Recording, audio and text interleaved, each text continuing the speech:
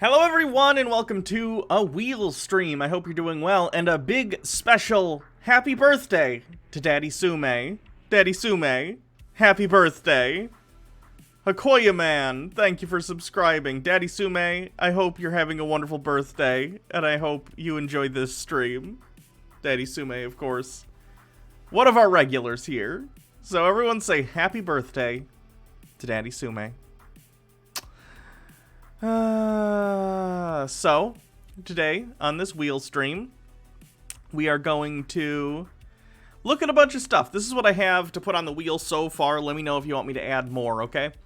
Karen, Sovereign Citizen, Conspiracy, Creationism, Cleanse, Chuds, Weird or Bad Game Shows, Educational Films, Tankies. Is there anything else that you guys think I should put on the list? Lumos Nocturne with 500 bits. Cute Hannah gets rain biddies. Thank you. I appreciate that. So what else should be on the wheel? What do you think? Let me know. Ugh.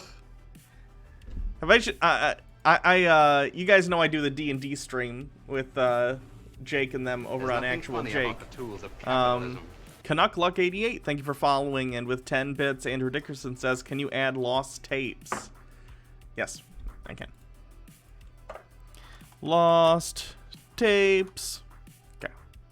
That's right, capitalistic propaganda. D&D cringe. Okay. We can probably find some of that, at least enough for 1 or 2 spins.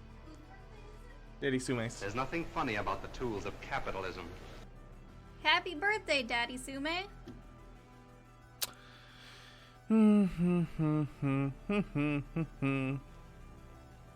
Anything else? Puffin Forest. What's Puffin Forest? Yes, Lou. Yes, Lou. Yeah. Oh, this person. Yeah, okay. Lou. Yes. I would say Puffin Forest falls under Cleanse, because that's more a Cleanse thing. Yeah. There's nothing funny about the tools of capitalism. Putting off streaming for a few more days. My cold is still clearing up and Streamlabs is confusing.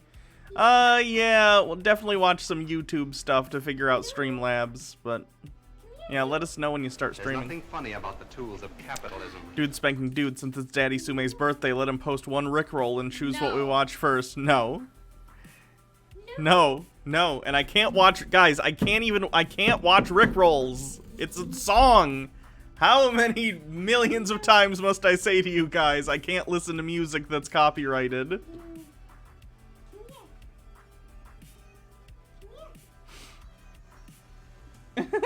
She is so talky. Hello, Lupine.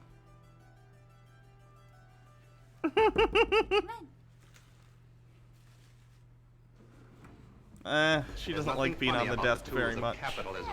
She might grow to like it. Come on. Does that mean you can send the video without sound? I guess. I can't watch more than like 10 seconds of it still, but... You did not miss anything. We haven't watched anything yet. Your boyfriend lost his job at opening up commissions. Can you post a link? Yeah, go for it. Go for it. Okay, anything else to add to this list of things to put on the wheel? Let me see the list.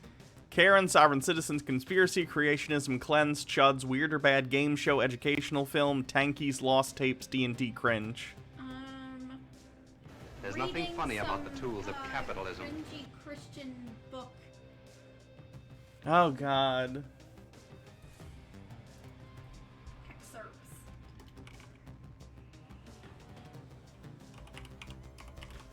Oh, God.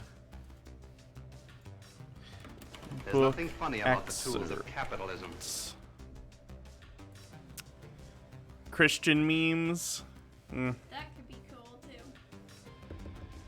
Star Trek cringe? I don't even know what that would mean. I'll say religious book excerpt slash memes.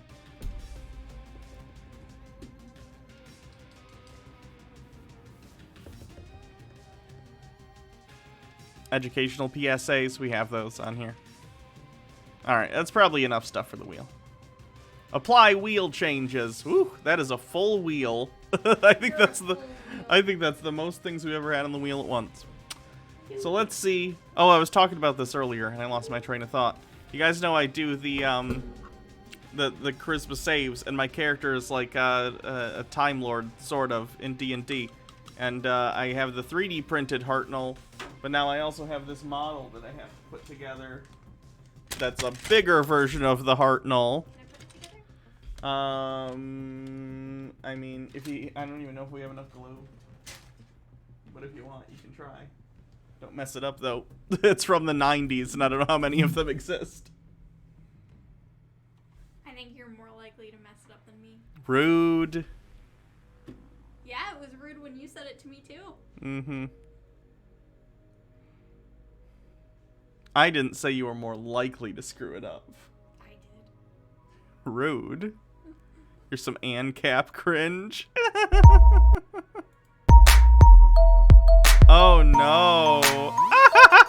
It's about math. There's a lot about the Rona, said not to worry. And they shut our world down and bribed us with their own money. When they opened up again, the lies didn't end. As the death count started to fall, the story changed again. Instead of counting deaths, they switched to counting cases. Got the Karens out. Dumb shit. No. We got 217,000 COVID deaths, and it's still rising ever so slightly every day. Oh my god, people are stupid. Here spitting in your faces. They want you to shut the fuck up, blindly follow orders. And if you don't, they'll lock you up, even resort to murder. So fuck the mask order and the new world order. Fuck mandatory vaccines and the shutdown. Hey everyone, it's the Philosopher here, and I have a new... She calls herself the Philosopher! Oh, God. This person's probably gonna have to go on the Chud list. Love you. Love you too.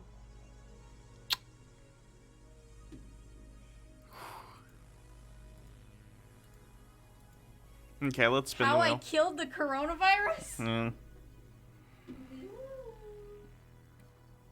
Anyway, let's do the wheel. Are you hungry? Yes, I'm hungry. Okay, like what? I'm gonna make burgers. Okay, this lipstick's gonna smear like crazy when I eat, probably. No, I'll just get rid of the makeup Nothing if funny I about if the it tools of smears. capitalism. Do you not want me to make you a burger? No, yes, please. I'm hungry. I haven't eaten today. Daddy Sue me with 10 bits. Hannah, you and Baja have given me diabetes with the sweetness. She's being sour to me right now. I'm not being sour. I'm just saying I'm gonna screw up my makeup. It's a point of facts. Oh, I accidentally exited my chat and went to Marvel's. D&D cringe.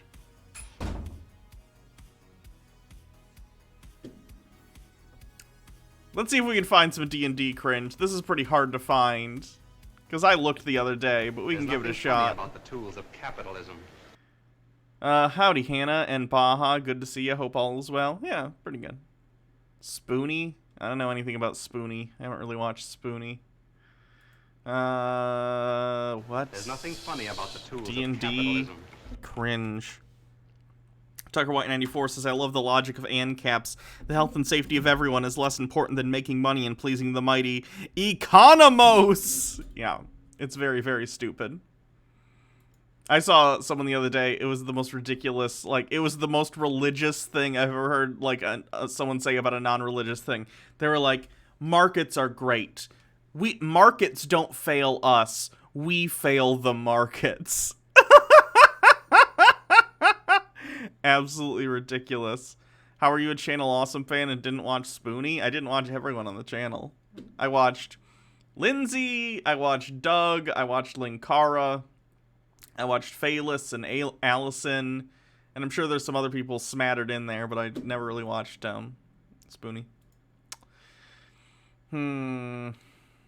Most uncomfortable D&D moments. Okay. What was the most uncomfortable, awkward moment you ever experienced playing Dungeons and Dragons? The dude didn't understand the premise of organized play, so he spent 0 time helping with the mission and took 20 minutes to tell us about other awesome games he played instead of playing the game in front of him that ended when the store closed. I DM'd for a group where one of the girls was convinced the entire game was for her enjoyment. She would throw fits when the rest of the party didn't want to do what she did and constantly tried to split up from them. Well, that's just narcissism. There's just a lot of people who are like that, unfortunately. In real life. Are we listening to a text-to-speech bot? Yeah, it's one of those YouTube channels that takes Reddit posts and has them read out by like a text-to-speech thing.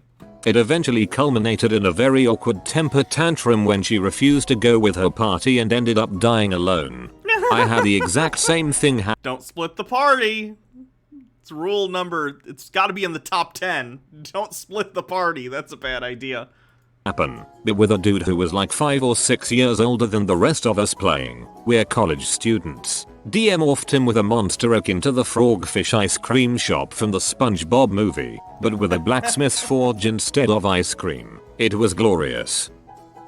Playing Numenera, a role-playing game similar to D&D but taking place in the far distant future, where ancient tech is considered magic and there's all sorts of incomprehensible crap lying in trash heaps or buried in ruins. A player got a 1-time use blob of neon blue goop that, when spread on the stump of a severed appendage, grows a bright blue replacement limb. It reminds me a little bit of Horizon Zero Dawn.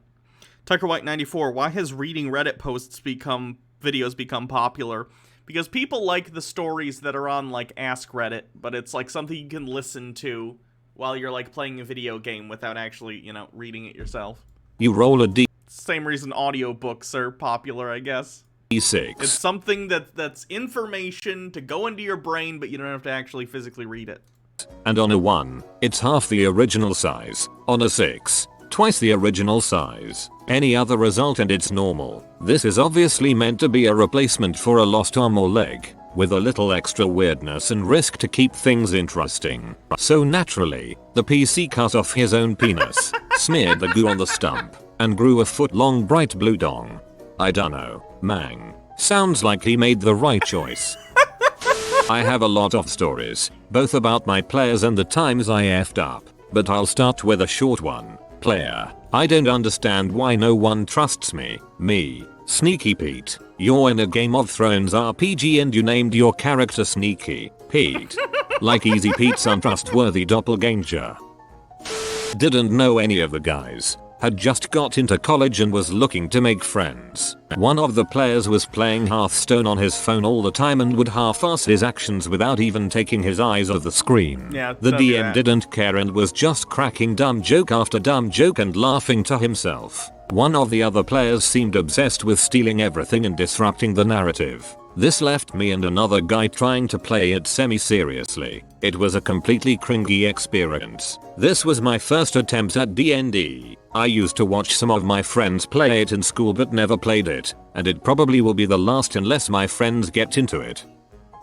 The DM would get drunk and start hitting on me, calling me by his sister's name the whole time. I guess I sorta looked like her. Is this Jeremy? Did the quartering become a DM at some point?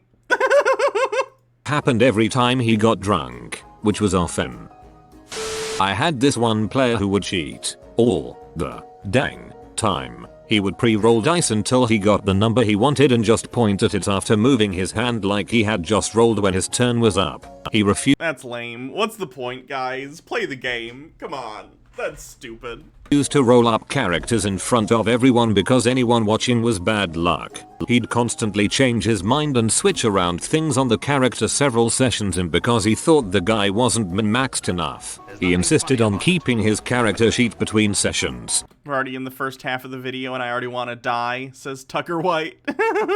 And the character would mysteriously get stronger between every session. And that's ignoring common things like using information he couldn't possibly have by buying the module we were playing through and memorizing it. Things like that. That's the time so in question was stupid. What's the point? a session we were playing in a different system, Middle-earth role-playing, or some similar name. It wasn't a D20 based system. It was D100, so you'd roll 2 10-sided dice for just about everything. I actually have a D100 someone sent me. I love it. It's not good at all, and frankly, like, don't buy a D100 to actually roll. I mean, I guess it depends. There are probably good D100s out there, but it's unwieldy, it's too big, it takes up too much space in the dice tray. It's basically just a giant sphere this big, but it is fun. The DM's girlfriend.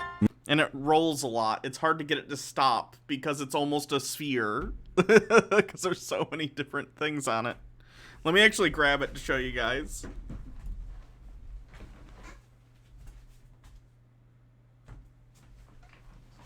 This is a D100 someone sent me. I do like it. It's cool. I've used it a couple times, but like, do you see the problem with rolling this? Because it's almost a sphere, just basically with dimples all over it with numbers. It's hard to get it to stop long enough to decide when to, you know, decide, oh, that's the roll. I don't know. It's cool, though. And it's purple, which is my favorite color. So, yeah, it's a little bit like a golf ball. Yeah. Now wife had joined for the first time. She was a very nice person, bubbly and funny. She mostly Let me roll this right now and see what we get. 50. Wow. Exactly 50. Right in the middle. Okay.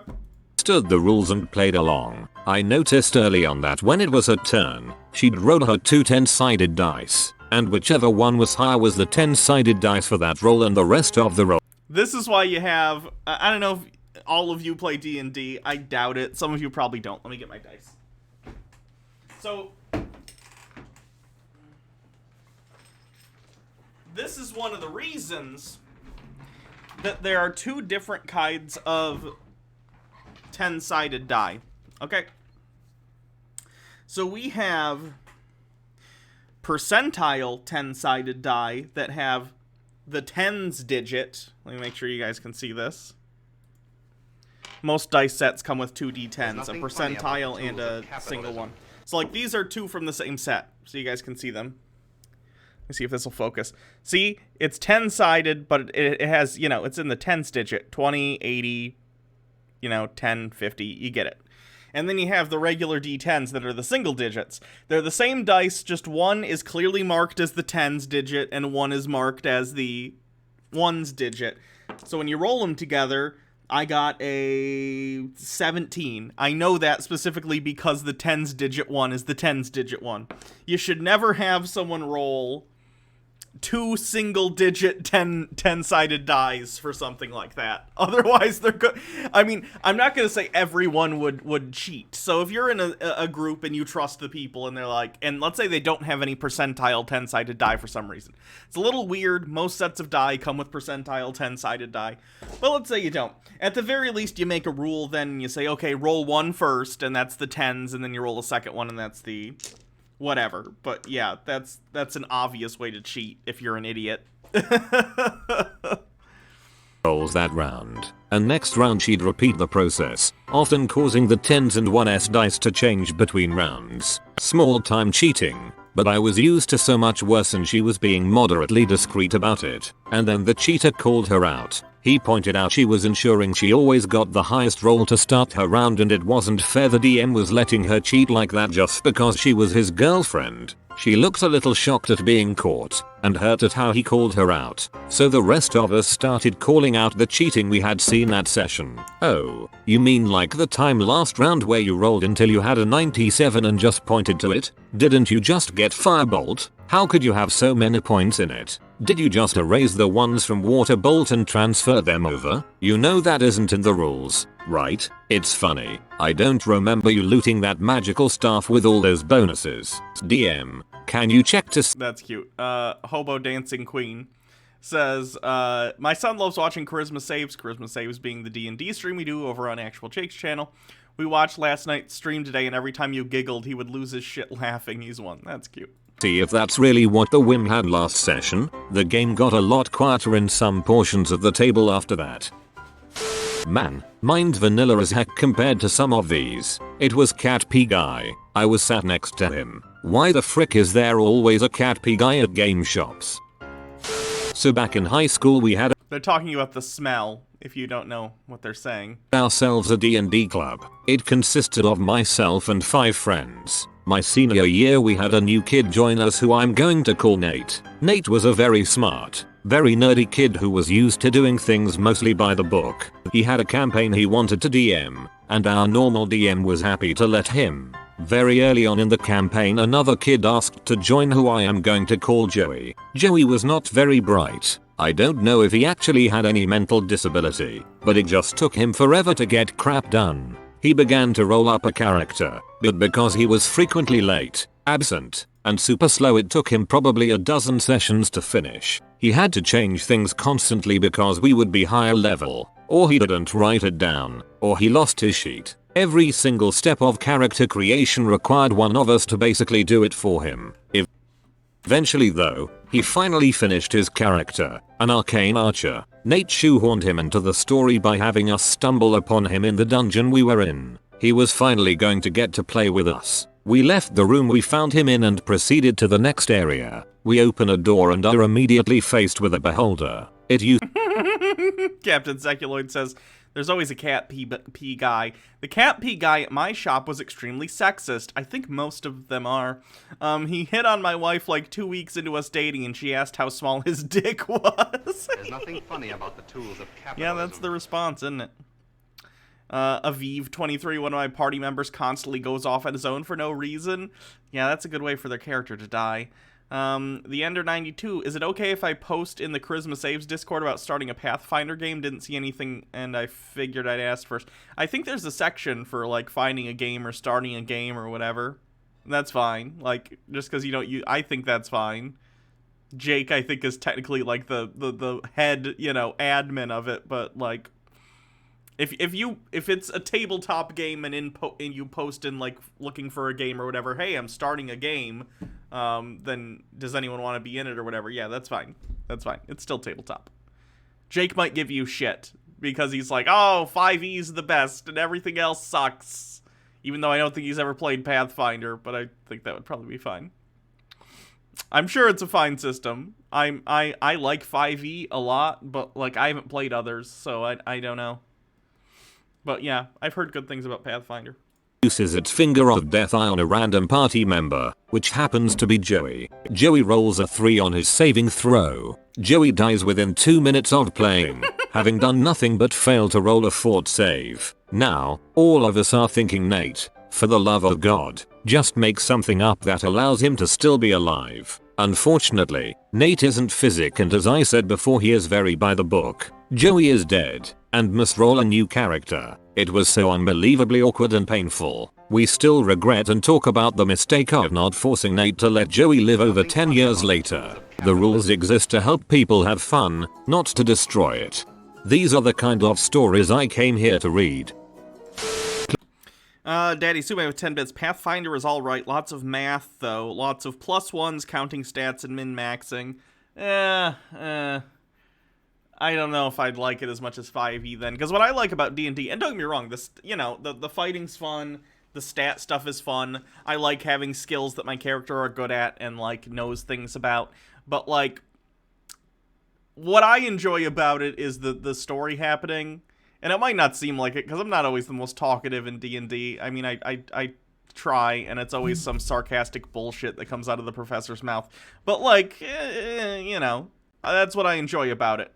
I enjoy the story, like, of the Keepers of 8, and I think that's fun. Played one session with a bunch of people who had never played before. Most of them were cool, but one guy who was playing a wizard discovered that some low-level spell he had, prestidigitation, allowed him to clean or soil objects up to a certain size. He spent the rest of the session trying to soil everyone and everything we encountered. It was funny the first couple times, but it got annoying really fast.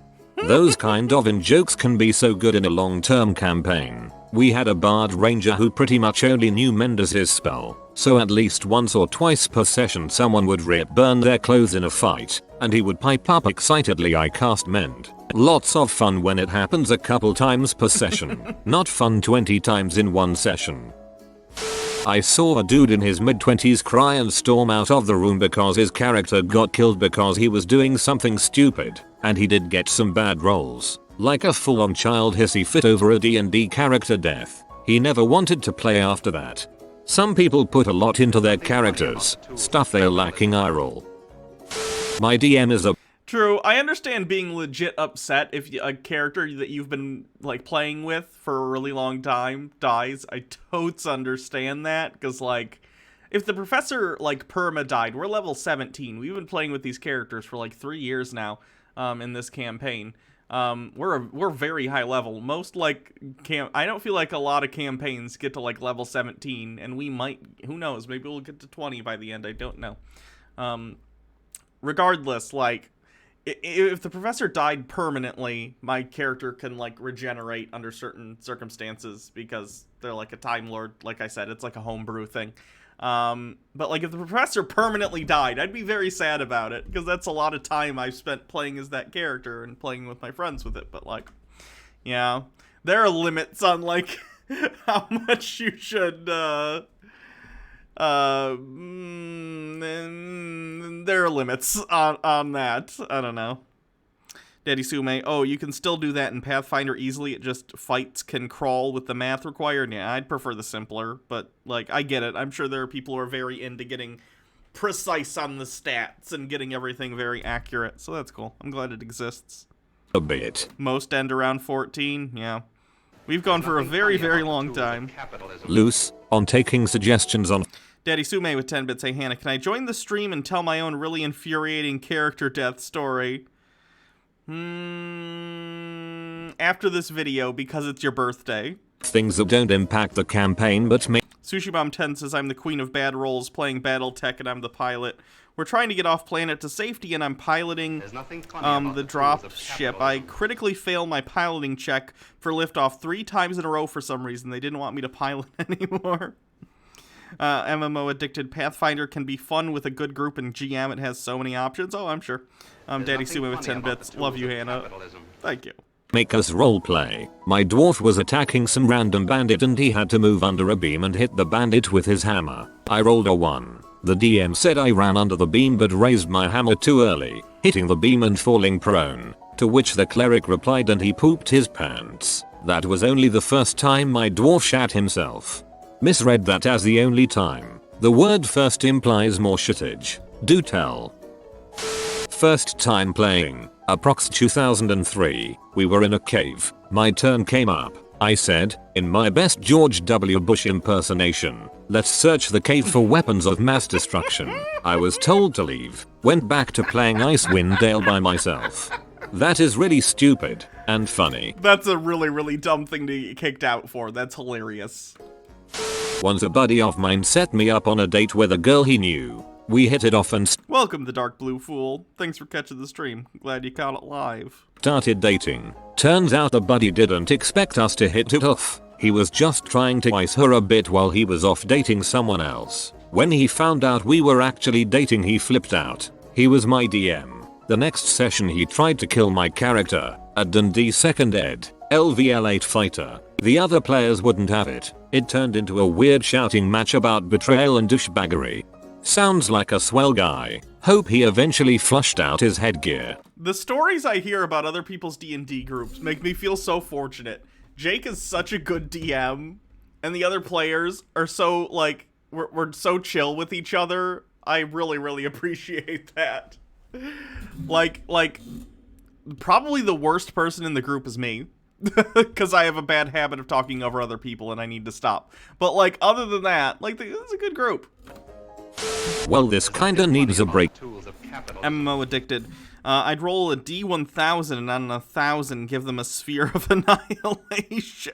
Jesus. Down. I joined an online game with the following. Me, DM and his girlfriend. We'll call them couple 1. Another couple who we'll call couple 2. Some chick that the DM had I guess met on the internet at some point. I only played 1 session. But the gist of it is that the chick from couple 1 made it a point to flirt and try to get nasty with the solo chick or the dude from couple 2 as much as possible. The chick from couple 2 was constantly flirting and trying to get nasty with me, and the dude from couple 2 tried to get nasty with every single female NPC that the DM put out there, whether it was alive or dead. The DM kept making commentary throughout the session about how he really likes black chicks. but the only black chick at the table was the solo chick. It was just frickin' weird. It crossed into the realm of ERP multiple times throughout the entirety of the 5-hour-long session, and while everyone else seemed to be having a great time, I just felt fricking out of place and weird the entire time. It was like being at a swingers party, but you are just confused as frick because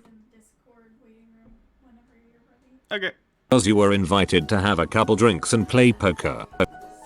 I've told this story before, but I was deployed alone to a unit I was unfamiliar with. Those are mine! You cannot steal. No steal. Swiper, no I swiping. already got them. That Swiper, no swiping! That doesn't count anymore. Yes, it does! No. Yeah, Swiper will take a thing and then... No. Oh, God. It's when it gets close to it, they say swiper, no swiping. Then it'll get closer. Swiper, no swiping. Then it'll get closer. Swiper, no swiping. I already got them. Put them back. No, they're mine. I'm gonna put them in our burgers. That would taste terrible. We would choke. I mean, you'd choke. You would choke too. Oh, it's a joke about. Okay. It's a deep throating joke. I tried to make friends there, and one of the things the guys would do was play You didn't D&D. even get the good dice. No, There's you nothing didn't. funny about the tools of capitalism. Ah! Did Baja show you the Alex Jones thing? Oh, is that Sushi Mom? Yes. I did not show. I did only say it twice. Swiper, no swiping. There's number 3. Yeah, but you have to do it before I get it. That's the Has point. Swiper ever gotten anything? How do you know that's how it works? Yes, he has. Have you never watched Dora the Explorer? Not since I was like very, very young. Me neither, but I still remember the rules. I'm sorry, I don't know the rules of Dora the Explorer. I know she's got a backpack and a map and a monkey called Boots. It's played by Danny Trejo in the movie. I don't know who Danny Trejo is. He's Machete. Oh, okay. Yeah. I had never played, but I asked if I could and they set me up. So Dice. This can I actually show this to them because it is cool. So like I said, we do the D&D campaign over on Jake's stream. And we actually did like a promotion with I think they're called Long Dog Dice on Etsy. It's very cool. And they made specialized dice themed after each of our characters, and this was the Professor dice. So this is an actual like dice that they made just for my character, which I wish this would focus, but it won't. Try covering your hand with your face. So that, There we go. There you go. It always tries to like focus on They're your very face. cool. It's honestly, it's got such sharp edges. Like they came out so clean. Yeah, it's got sharper edges than your metal dice. Yeah, it's very, very crazy. Actually, let me pull up their store. Long Dog Dice. They're sold out of the Professor ones as of right now. In fact, they don't have any items listed at this time because they're just like a small, they do them all themselves. But like, yeah, looks like her name's Jen. I actually didn't know her name. But yeah, check out this store sometime because they have some really cool stuff. Are there photos of the other dice, I wonder? No. But yeah, they had character-themed dice, and it was a cool time. Like, they're very nice. here I am walking through a cave with literal and figurative strangers. I don't know these guys, but everyone seems level-headed. That is until I get to a cliff face that is too dark to see. I have a torch, so I'll light it up. Freaking crap explode. Okay, you are backing away very suspiciously. I was just looking at you because you're cute. Thank you. I'm not mean. Mm-hmm. I must have missed something because everyone turned on me. One guy got up and threw a Swiper, no chair. swiping, He swiper, no freaking swiping, rolls to douse the swiper, no torch and calls me an butthole. I'm confused. I say Hey, sorry and we can I carry on, just but steal every her move from I you made they all guys? gave me a distrustful look. It was a long deployment and tensions were high. It was my first and last time playing D&D. A member of the party spent 20 minutes trying to seduce everything in the room. The DM wouldn't have it. He wouldn't stop trying. Freaking bards. I seduced a dragon so it doesn't always end up making things awkward. That dragon became my wife and she helped me throughout the rest of the campaign. She died protecting me. I miss my dragon wife. Oh, it's like Egnir. Egnir has a dragon wife too. Some girl we were playing with insisted on having her character have sex with one of the enemies. Very uncomfortable.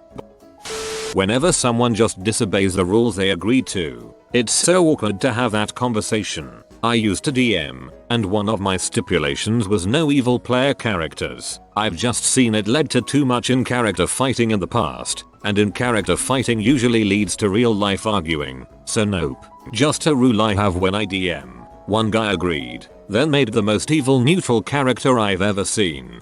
Someday I want to do an evil campaign where the crux is every, you know, character in our group is evil, and we're not trying to save the world, you're trying to, like, take it over or something. I think that would be a really fun campaign to do. I don't know how feasible it would be. Like, I feel like that'd be tough to carry out, but if you could do it, I think it would be a lot of fun. Sorry, but disguising yourself as someone, then cutting her face off while she's still alive so you can't assume her identity is evil. I don't care what it says on your character sheet, Evan. There were a lot of other evil things he did. Torture, unprovoked murder of innocents, etc. But this is where the rest of the party finally turned on him. He fought it for a while, but eventually he brought a new character the next session. You can only be neutral for so long. A DM took a comedic moment too far and basically turned an entire adventure into a send-up of the Rocky Horror Picture. Sarah had, we did we planned on doing a whole Curse of Strahd thing with Alex as the DM. We weren't broadcasting it or anything, but we didn't. We only did a one episode, and it was a lot of fun. Session. I'm so used to calling them episodes because of the stream. We only did one session. Jake was playing, if you watch the D&D stream, you'll know who I'm talking about. Jake was playing Sig Horcus Porcus, a younger version of Sig from the campaign, as his player character, which, boy, I wish that campaign had continued. Sig as a player character would have been so great. We had, Sarah had a true neutral character that was a construct. I think it was a construct that was, like, a friend of Sig's. And then I was playing just like a rogue that's gonna be my character in the second campaign over on Charisma Saves, actually. But, like, that was a lot of fun. Picture show. A mysterious alchemist character who was supposed to be a recurring... Evil campaigns can get dark. When I say evil campaign, I'm thinking super villainy evil. Like, you know, we're gonna take over a town, not like we're gonna murder an orphanage. You know what I mean? I have the benefit of having friends who I know have, like, a line, and they're not gonna, like, you know, push the envelope to really disgusting real-world dark places. But, like, I understand if that's something you'd be concerned about in your groups. Villain Megamind, sure. Like, that's what I'm thinking. Like, a bunch of villains who are like, we're gonna take stuff over. Or, like, even if they're just, like, thieves, selfish thieves, we're gonna go rob the banks all around, you know, wherever. I don't know. Practically turned into Dr. Frank.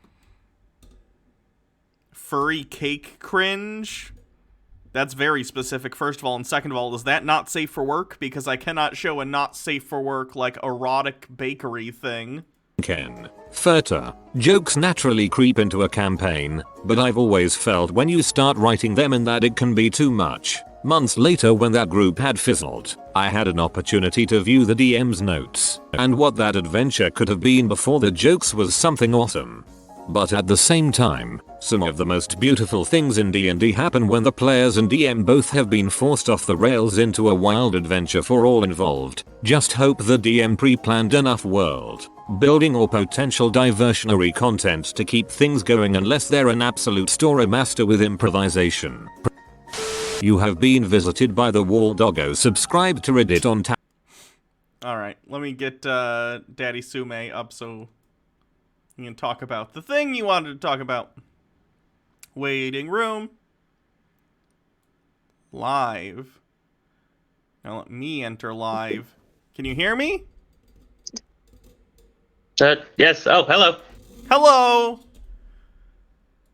So you wanted to tell a story about... What was it, a character death? Sorry, it was a little bit ago, and I have ADHD.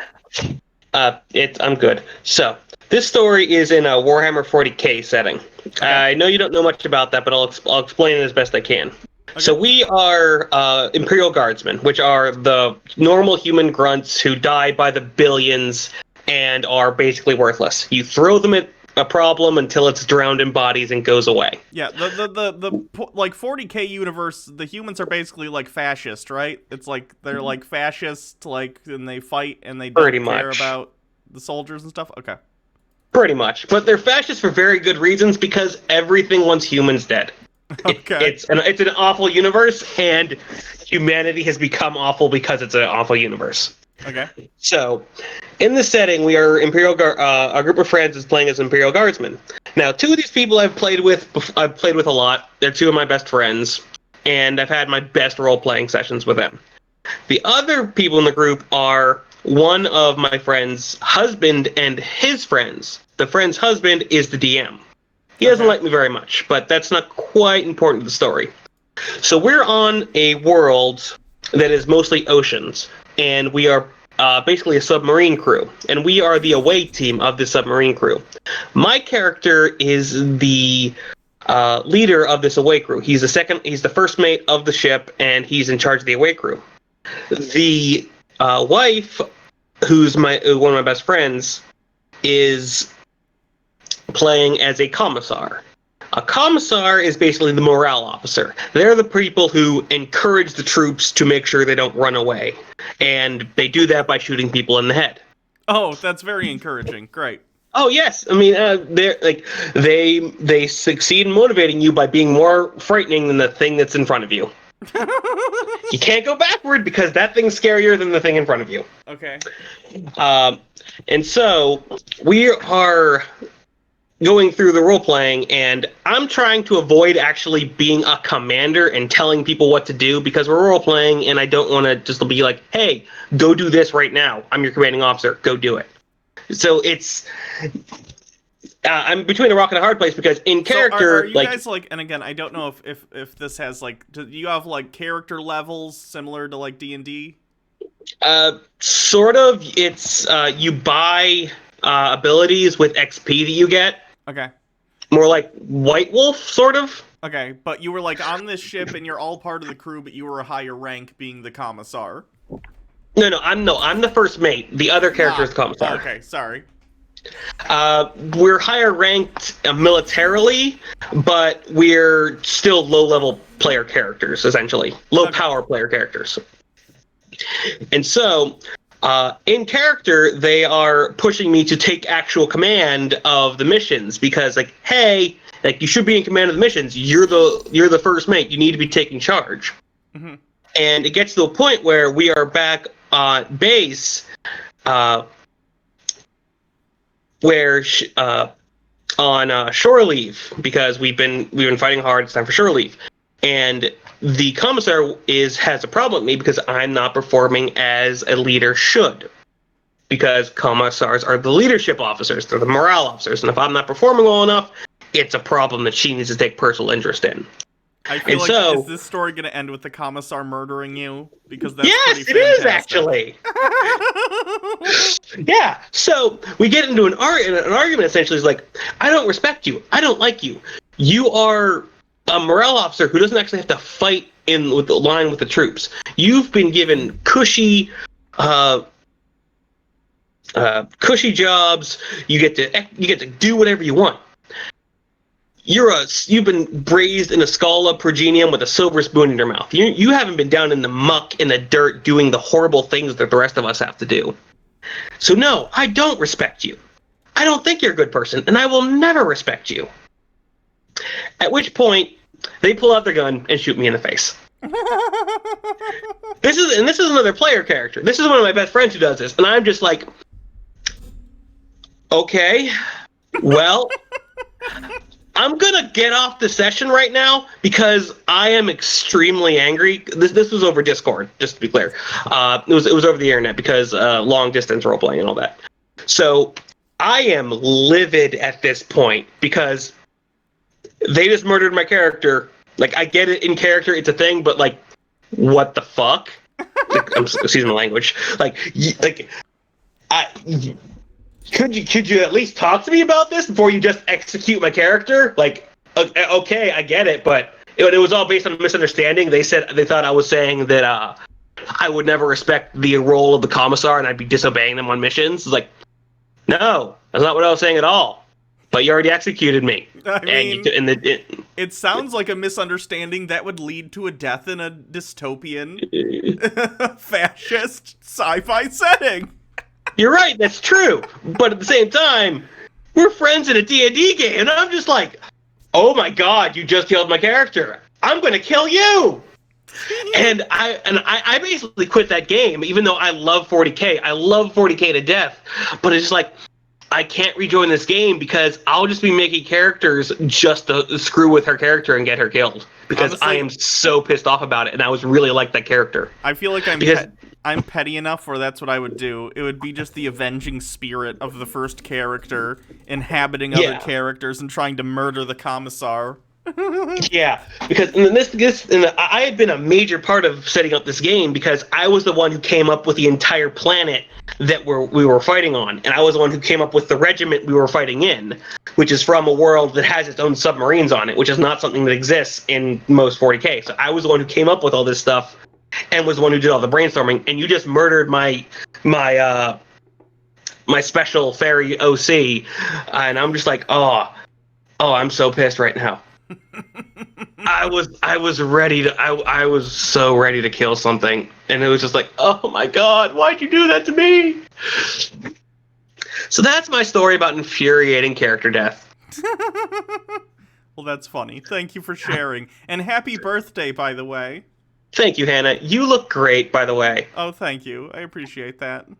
Thank you for having me on. I'll see you later. I'll continue watching the stream. Sure. Thanks. Bye. Bye. Now I have the song Don't Turn Around. Uh-oh! The commissar's in town. Whoa! Stuck in my head. It's kind of a funny story, though. I mean, funny. I'm sure it sucked, but it kind of makes me laugh. It's like, yeah, that tracks. That sounds like what would happen in that universe. I don't know. I don't know a lot about 40K, though, so let's see what's next.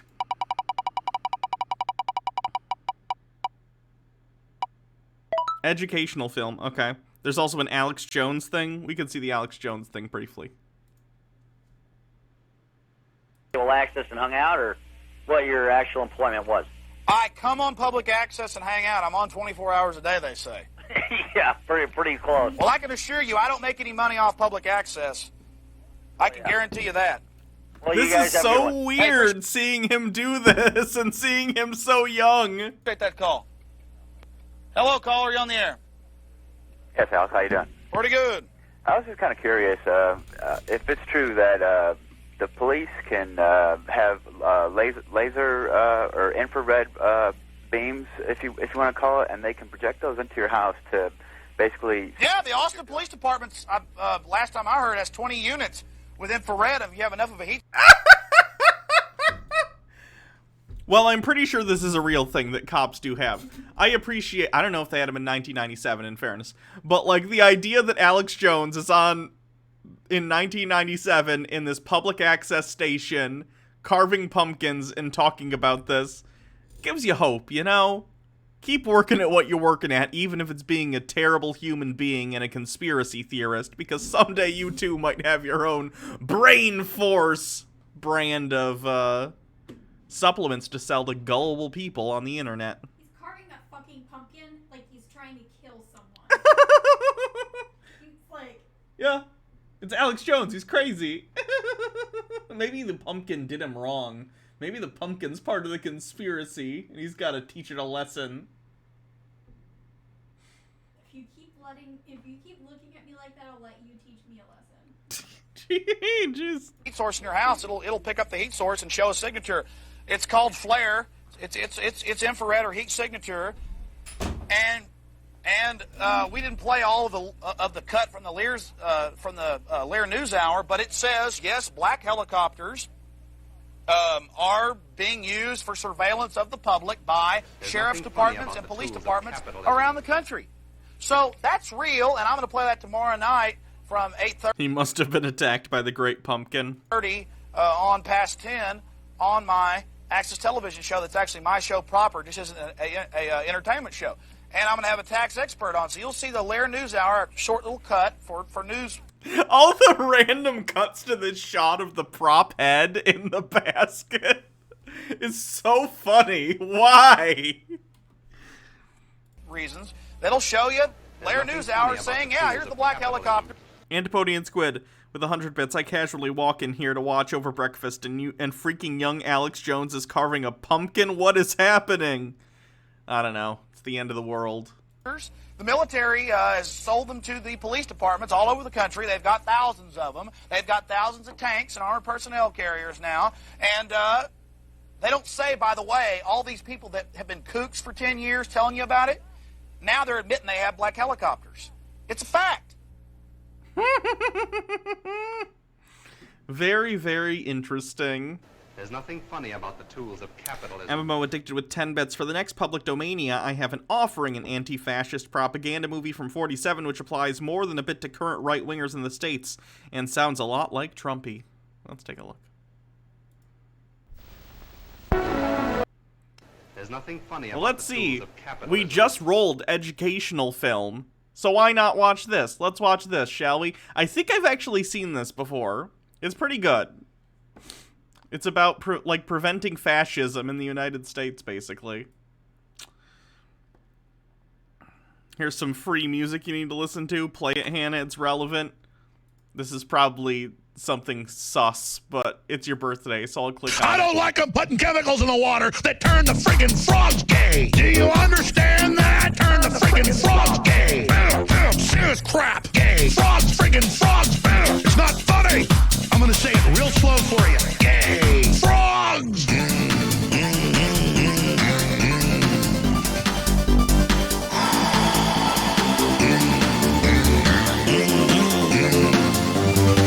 Won't you fight for your life?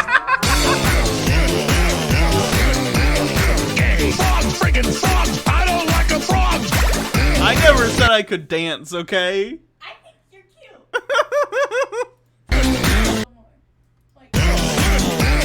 Gay. Friggin' frogs.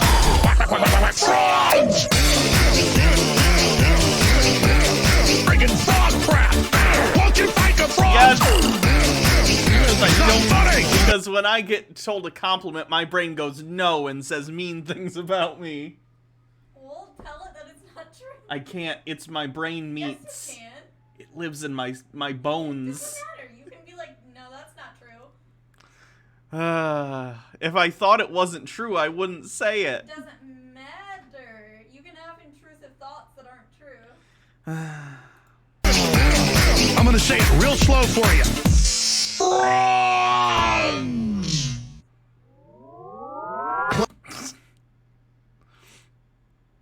Okay, so this is an educational film from 1947 called Don't Be a Sucker. It's about preventing fascism in the United States. Let's take a look and see if it's relevant to anything that might be going on in 2020. Henry here got on the train with $200. He couldn't see any harm in a friendly game of cards. What if the other men were strangers? And take Joe Collins. He's got a nice wife at home. But he met this girl at the bar, and she looked after the first couple of drinks.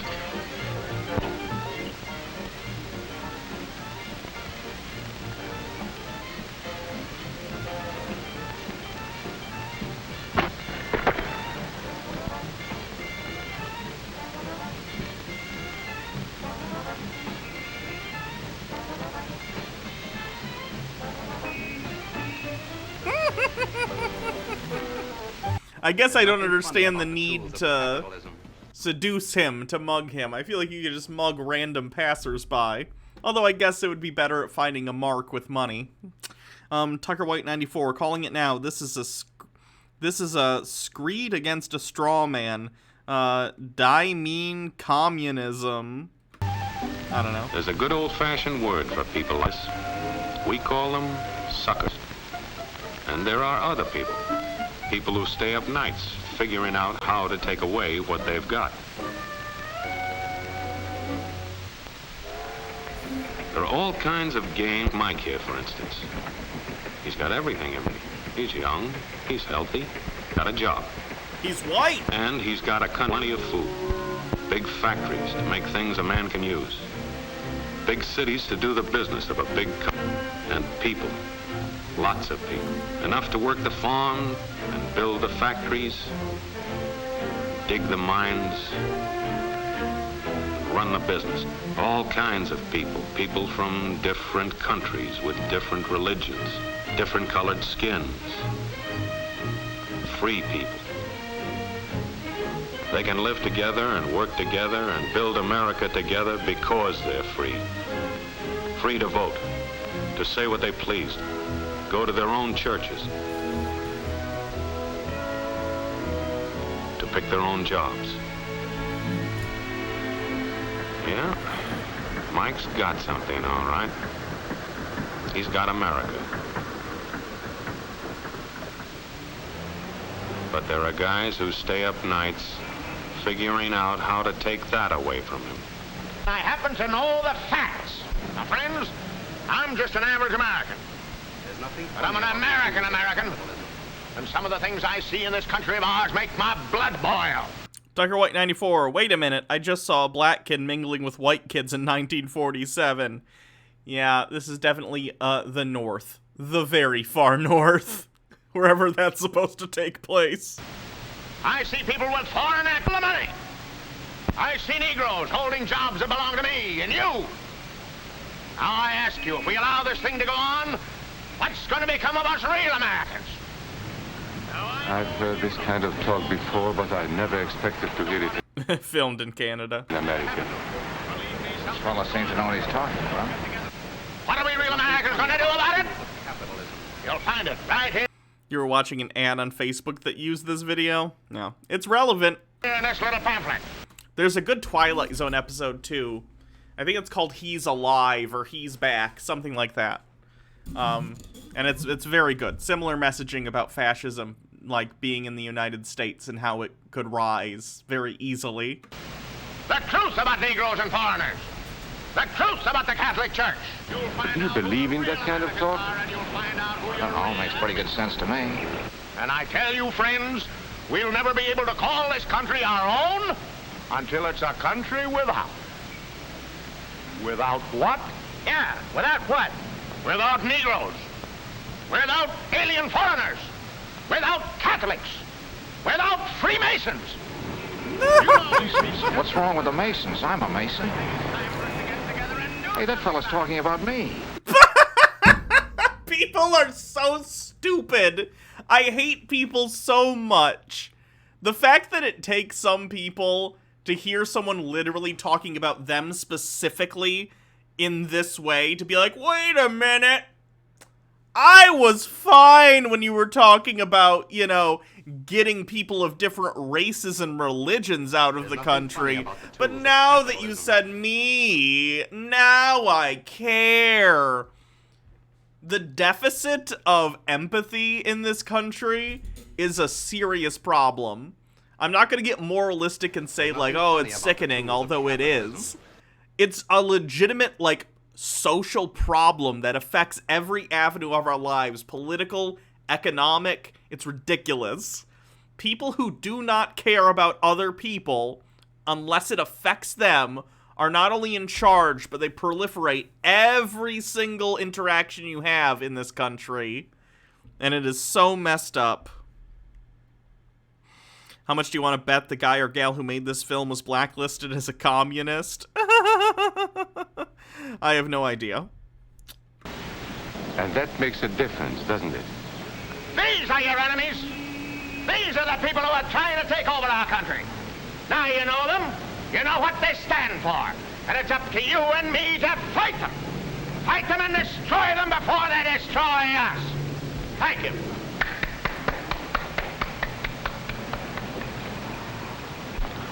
before he said Masons, you were ready to agree with him. Well, yes, but he was talking about... What about those other people?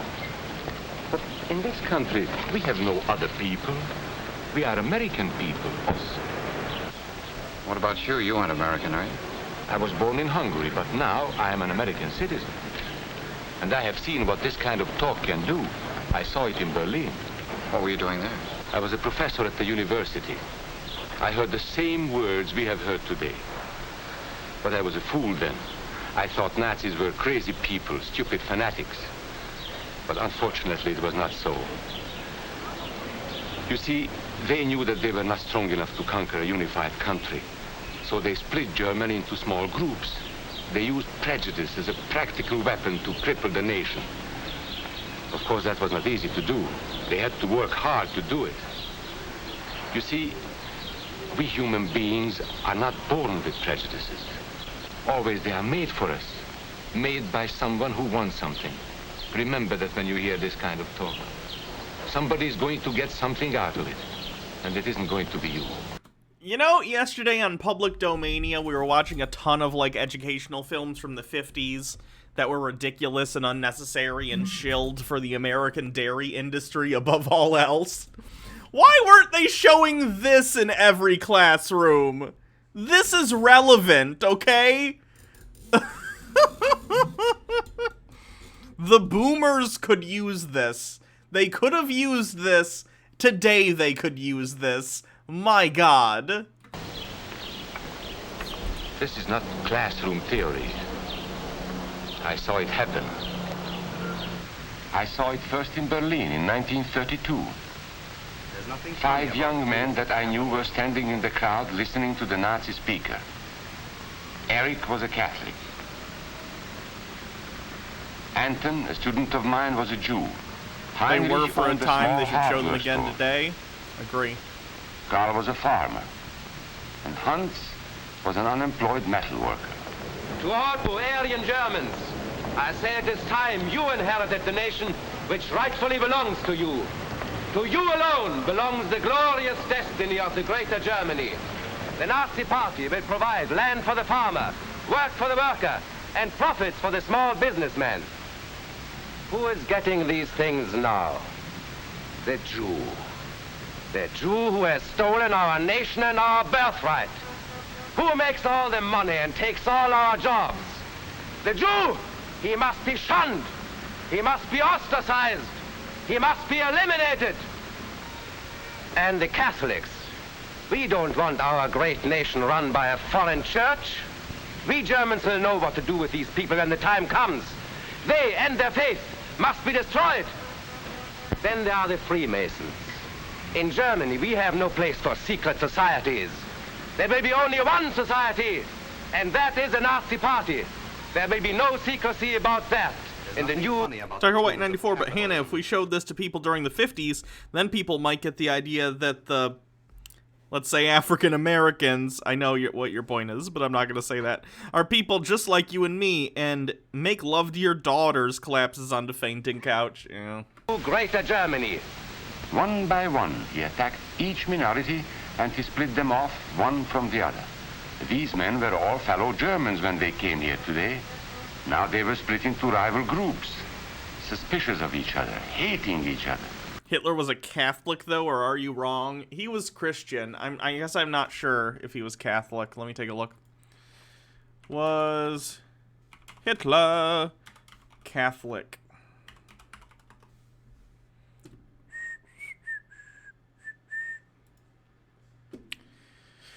Religious views of Adolf Hitler have been a matter of debate. His opinions regarding religious matters changed considerably over time. During the beginning of his political life, Hitler publicly expressed his highly favorable opinions towards Christianity, but progressively distanced himself from it. Some historians describe his later posture as being potentially anti-Christian. He also criticized atheism. I think he's certainly, let me see. Hitler was born to a practicing Catholic mother and was baptized to the Roman Catholic Church. So I assume he was politically Catholic for quite a period of time.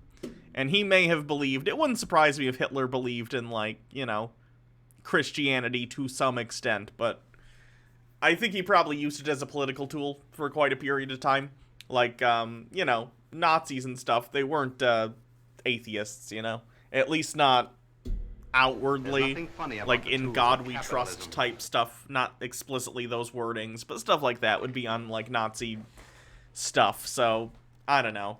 But I think Hitler definitely saw, like, the Catholic Church and other religious organizations as a threat to Nazi hegemonic control of the ideology of the German people. So, organized religion, unless it was literally in the pocket of the fascists and they were parroting the party line, yeah, I think he was against it.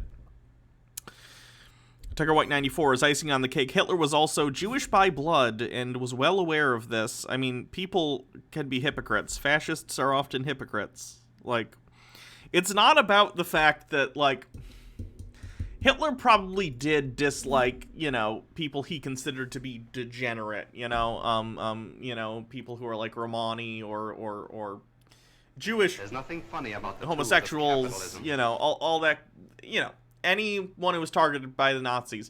But at the end of the day, I think Hitler more so cared about using those scapegoats as political tools to gain power and maintain said power.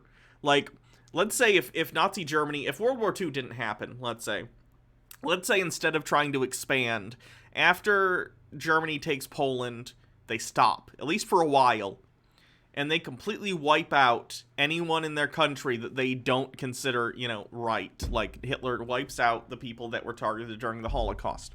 And make no mistake, by the way, had German not been expansionist and started trying to take over Europe, no one would have done anything. It's disgusting, but it's true. Look at what's happening, like, in China. You know what I mean? Like, people get put in concentration camps and killed by the government often, and nothing gets done about it. Humanity is not great at helping each other out. Either way, let's say they had done so and they had wiped out, you know, all the people they considered degenerate. They would have had to moved on to another group. You know what I mean? Like, let's say that everyone who is around is a German that isn't, like, Jewish or whatever their criteria was. They would have had to change the bar. Like, oh, now brunette people. We're going to get rid of all the brunette people. Like, they got to have a target. Fascism always needs a target for society to hone in on. That's how it thrives, is on fear of the other and the demonization of said other. Daddy Sume with 10 bits of theory, I believe, is that he used it as a political tool, and it's thought that once they had secured their rule, they would phase it out. Man in the High Castle does a good representation. Yeah, sounds about right. The Nazis had a complicated relationship with the church. Some factions supported them, the others didn't, and they supported those who shilled for them while destroying the others. They even had a pope who supported them. I did hear about that, yeah. And then Andrew Dickerson with 10 bits, but Catholics' base is in Italy, who were Hitler's allies. Yeah. Well, the Vatican's its own thing. It's kind of its own. In fairness, I guess I don't know what the Vatican's relationship to Italy was during, you know, Italian fascism, so I guess I don't know. They were being swindled, all of them. But the man who was really being fooled was Hans. He was pure German, according to Nazi standards. To him they promised everything, and he fell for it. That's how Hans became a Superman. They gave him a uniform and they pumped up his ego. He wasn't just a little fellow out of work anymore. He was a member of the master race. Hans and thousands of others like him, all playing a sucker's game. They gambled with other people's liberty, and of course they lost their own. A nation of suckers. Hitler needed these people. There was lots of work to be done.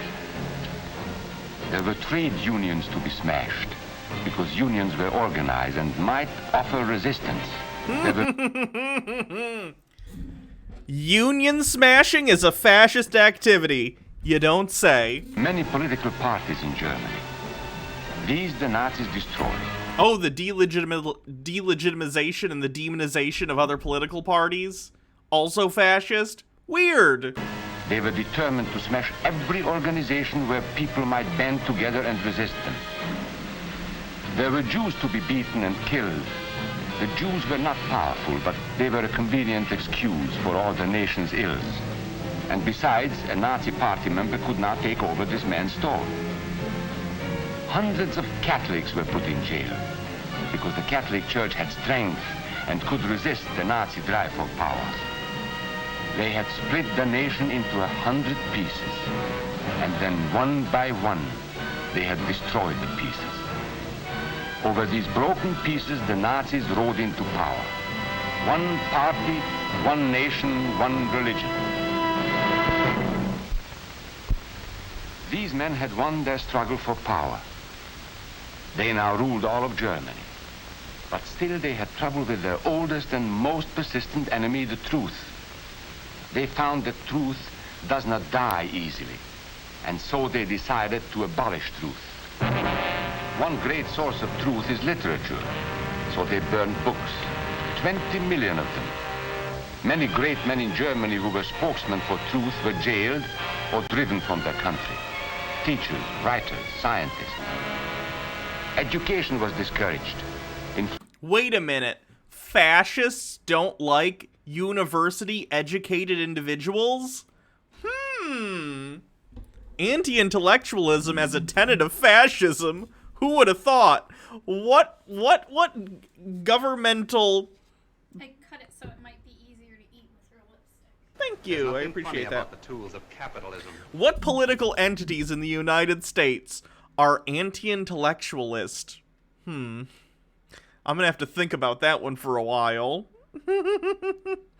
Tucker White 94. Let's be fair, however, Germany was also in the midst of an economic depression.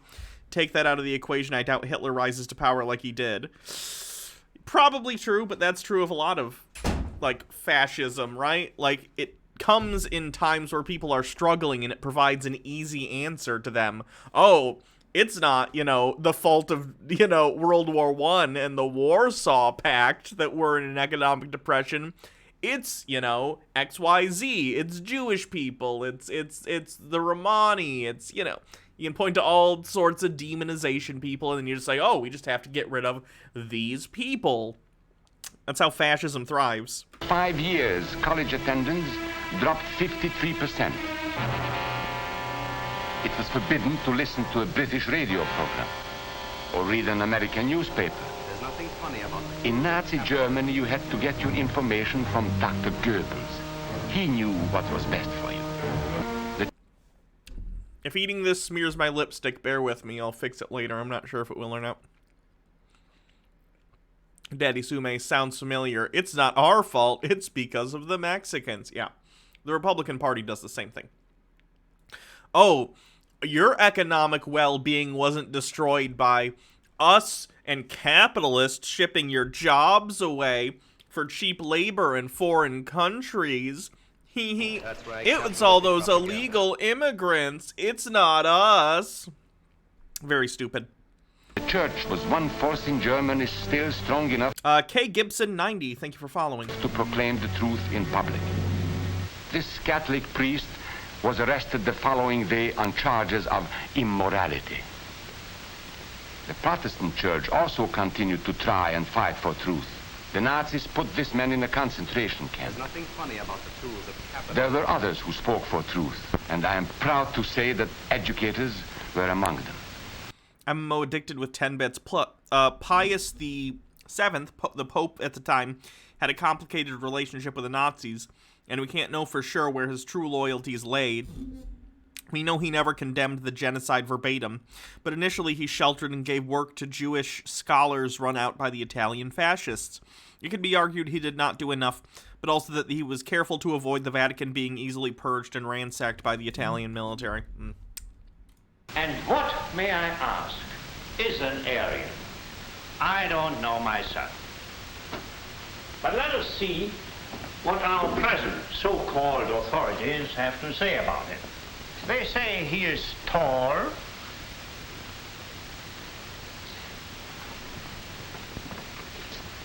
slender,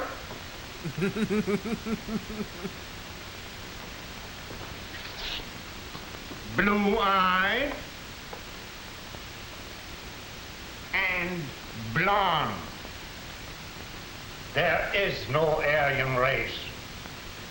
And more important, there is no master race.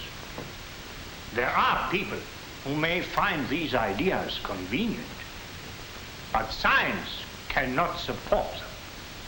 There is no scientific proof that there's any correlation between a man's racial characteristics and his native ability or character. In all... This is a pretty based, like, little educational film for 47. Racial groups, we find the Civil Rights Act is 22 years away, and this guy's based as fuck. Antipodian Squid with 100 bits. Meanwhile, in Australia, the government is forcing students from certain economic backgrounds out of higher education, but making the most accessible degrees twice as expensive and inaccessible. Stupid. Same range of potentialities. We find idiots and geniuses. We find criminals and philanthropists. We must judge each man as an individual and not by the color of his skin or his eyes or by the length of his nose. That's right, capitalistic propaganda. Nick Shadow 96, thanks for following. Come in, gentlemen. It's comfortable. And remember that there is no master race. That is a scientific truth. Anyone who tells you otherwise is lying.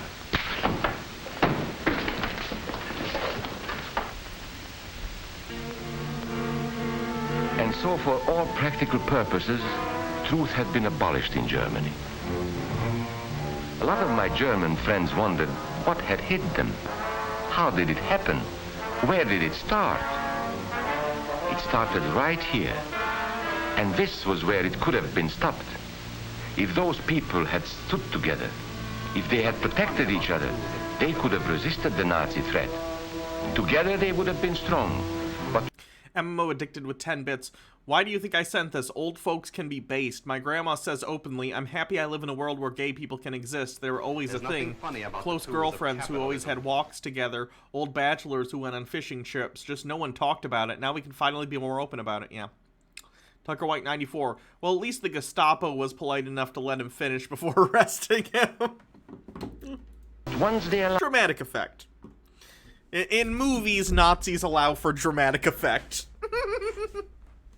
themselves to be split apart. Not so much in real life. They were helpless. When that first minority lost out, everybody lost out. They made the mistake of gambling with other people's freedom. Now let's see how those bets paid off. Karl the farmer was gambling on a better life for himself. What he got was extra hours of back-breaking work, as much as 100 hours a week. He was forced to stay on his land and produce what he was told to produce, because now Hitler was preparing for war. For Heinrich, who owned a hardware store, the bet didn't pay off either. 104,000 small businesses were closed in 2 years.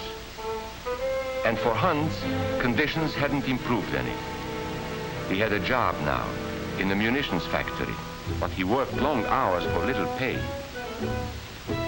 The working conditions grew increasingly bad. And even though he didn't like the job, he wasn't permitted to leave it. And when Hitler decided the time was right, Germany went to war. Not by declaring war, but by a carefully prepared sneak attack.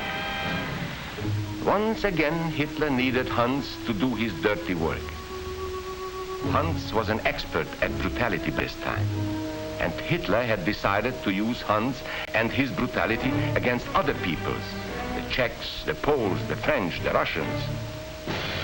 But in the crucial test of war, Hitler's race theories didn't pay off. His pure-blooded supermen were defeated by the mongrel armies he despised. By the British of El Alamein. It does make me feel good that in Hitler's final moments, I'd like to think he realized even in his narcissistic psycho brain, I shouldn't say psycho, because that downplays the evil potential of, like, any individual person. I don't think Hitler was a psycho. I think Hitler was a profoundly evil person. He may have been a narcissist, but he knew what he was doing. And it doesn't fix any of the evil that was done because of Hitler, but it does make me feel good to think in his final moments maybe he realized, I failed. I failed. Who knows, though. Thank you, Wind Chanter, for saying my lipstick looks good. I appreciate it. Hopefully this doesn't mess it up. There's nothing funny about the tools of capitalism. Random invite, 10 bits. My understanding is that the psychology profiles for Nazi leaders were considered normal. Yeah.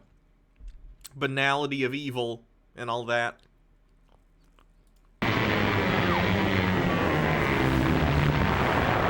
By the Russians at Stalingrad.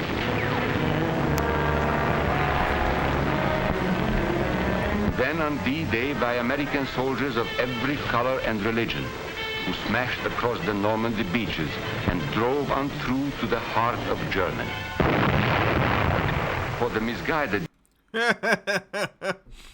By the way, anytime... On through to the heart of Germany. Anytime some dummy on the internet, when they're talking about, like, destroying Confederate statues or whatever, is like, what about our history? Just send them this. For the misguided... By the end of the war, Hitler was on a ton of meds and wasn't mentally there. I hope he was there enough to recognize what had happened. Germans who had swallowed the Nazi bait, the Nazi game did not pay off. There's nothing funny the continent of Europe was strewn with millions of German bodies. Daddy sued me with 10 bits. Every color in D-Day, LOL, no. Yeah, no. Pure Aryan bodies. Karl, the farmer, was left in the snow outside of Moscow. Heinrich stayed in Italy at Salerno. And Hans, who was going to rule the world, got only a little patch of Normandy that he could call his own. Oof! We must never let that happen to us or to our country. We must never let ourselves be divided by race or color or religion, because in this country we all belong to minority groups.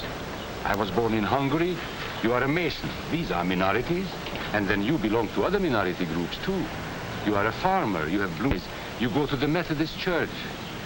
Your right to belong to these minorities is a precious thing. You have a right to be what you are and say what you think, because here we have personal freedom. We have liberty. And these are not just fancy words. This is a practical and priceless way of living. But we must work at it. Cayuco Gal, thank you for subscribing. Love you, Hannah. Keep being awesome. Thank you. Thanks for subscribing. There's nothing funny about the tools of capitalism. And Wind Chanter, didn't the U.S. think they could weaken Hitler by dosing him with female hormones? I'm not familiar with that. Sounds like the kind of weird thing the military would have tried to do, though. We must guard everyone's liberty, or we can lose our own. If we allow any minority to lose its freedom by... Weren't there segregated regiments on D-Day? I'm not familiar. It wouldn't surprise me, though. Tucker White 94 with 10 bits. I love how this video makes its point so well, even without invoking the Holocaust. Though to be fair, the full details of it didn't go public until decades later. Persecution or by prejudice, we are threatening our own freedom. And this is not simply an idea. This is good, hard common sense. You see, here in America is not a question whether we tolerate minorities. America is minorities. And that means you and me. Woohoo Lulu, thank you for subscribing with Prime. So let's not be suckers. We must not allow the freedom or dignity of any men to be threatened by any act or word. Let's be selfish about it. Let's forget about we and they. Let's think about us. That's a really good little educational film. Relevant today as it was back then.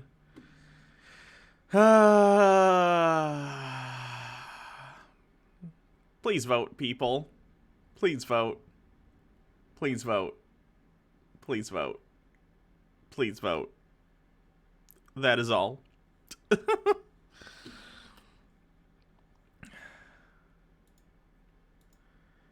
Alright, let's see what's next. Cleanse. Okay. Some sort of cleanse. Let me look at my cleanse folder, which I have now.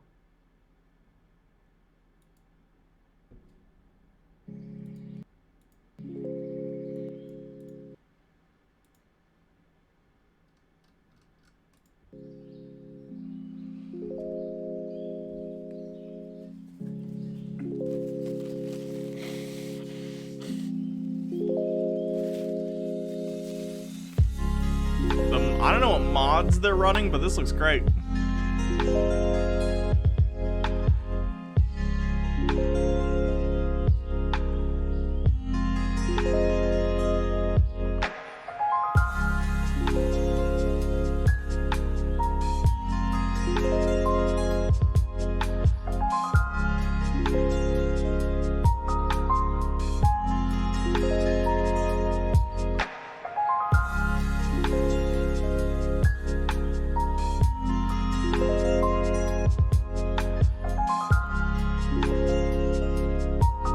Texture pack with ray tracing. Ray tracing makes stuff look really, really good.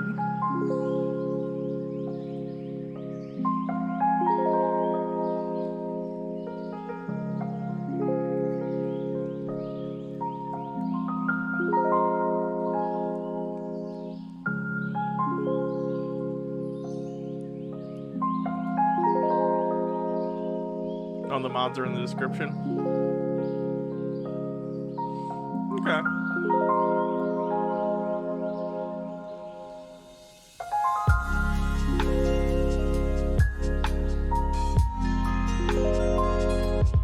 don't know how to build things in Minecraft. Baja has some pretty cool stuff on the server she shares with some friends. I can't do it. Like, I literally can't, like, build a house that doesn't look like trash.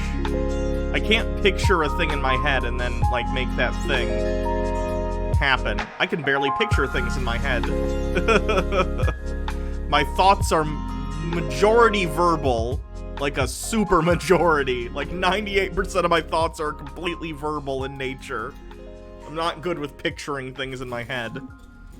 I think that's why I can run my mouth for, like, a very long time, because I'm so used to the constant monologue that's going on 24 hours a day!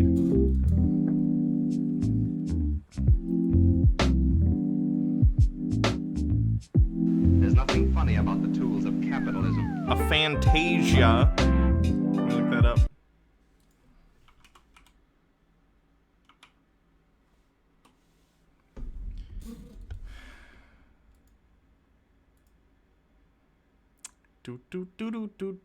When the mind's eye is blind. Winds Changer with 10 bits. Am I the only one who wants Brie Larson to star in the Cyberpunk 2077 expansion they released so we get a funny Jeremy video? Well, now I want that.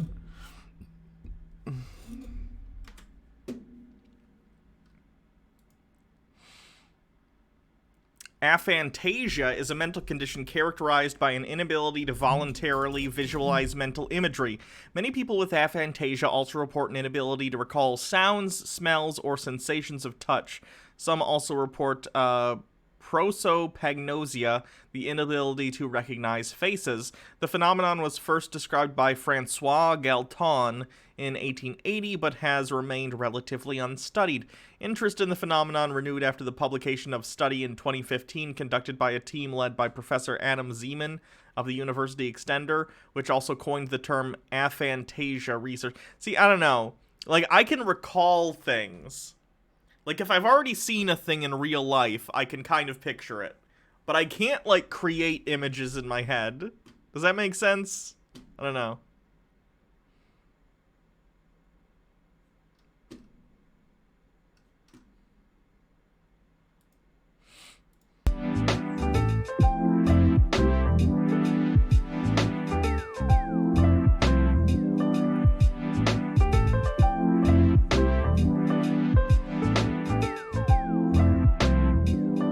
There's a spectrum. Oh, okay.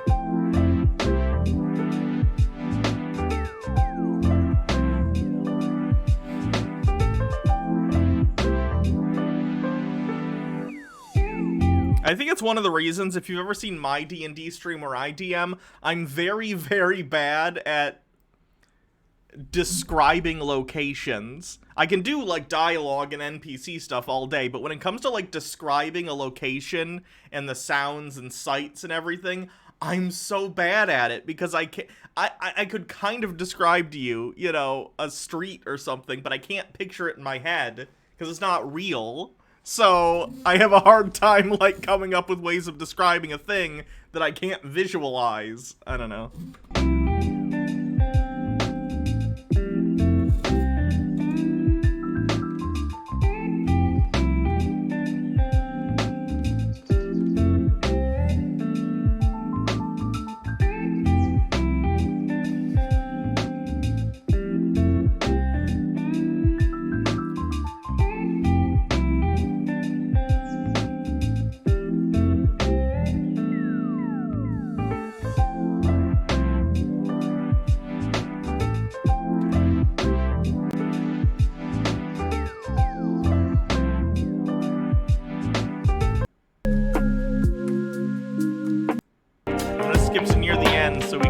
Final product.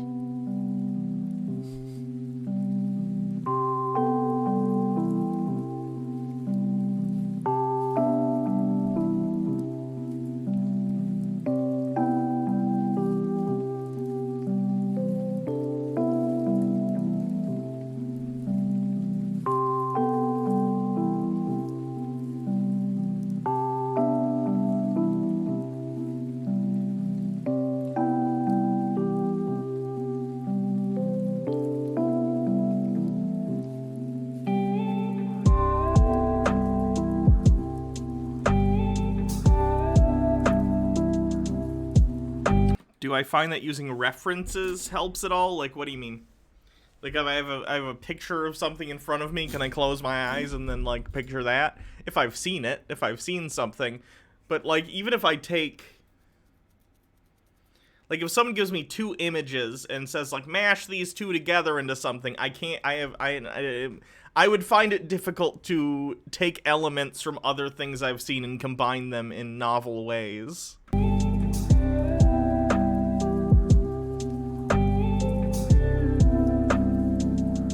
There was an enterprise that was made in Minecraft. Cues Mike Matei's cringy gadget video. Oh no. Mike Matei.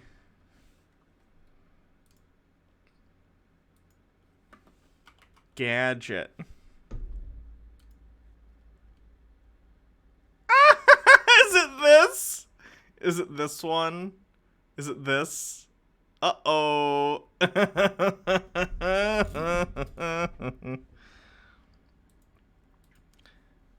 This is only 2 minutes, so we'll watch it. This is gonna count as cringe content, probably. No, this is not the one, or are you saying no like you don't want to watch it? Mike Matei, friends with James Rolfe, the angry video game nerd. He also does, you know, Monster Madness in October. He does movie reviews.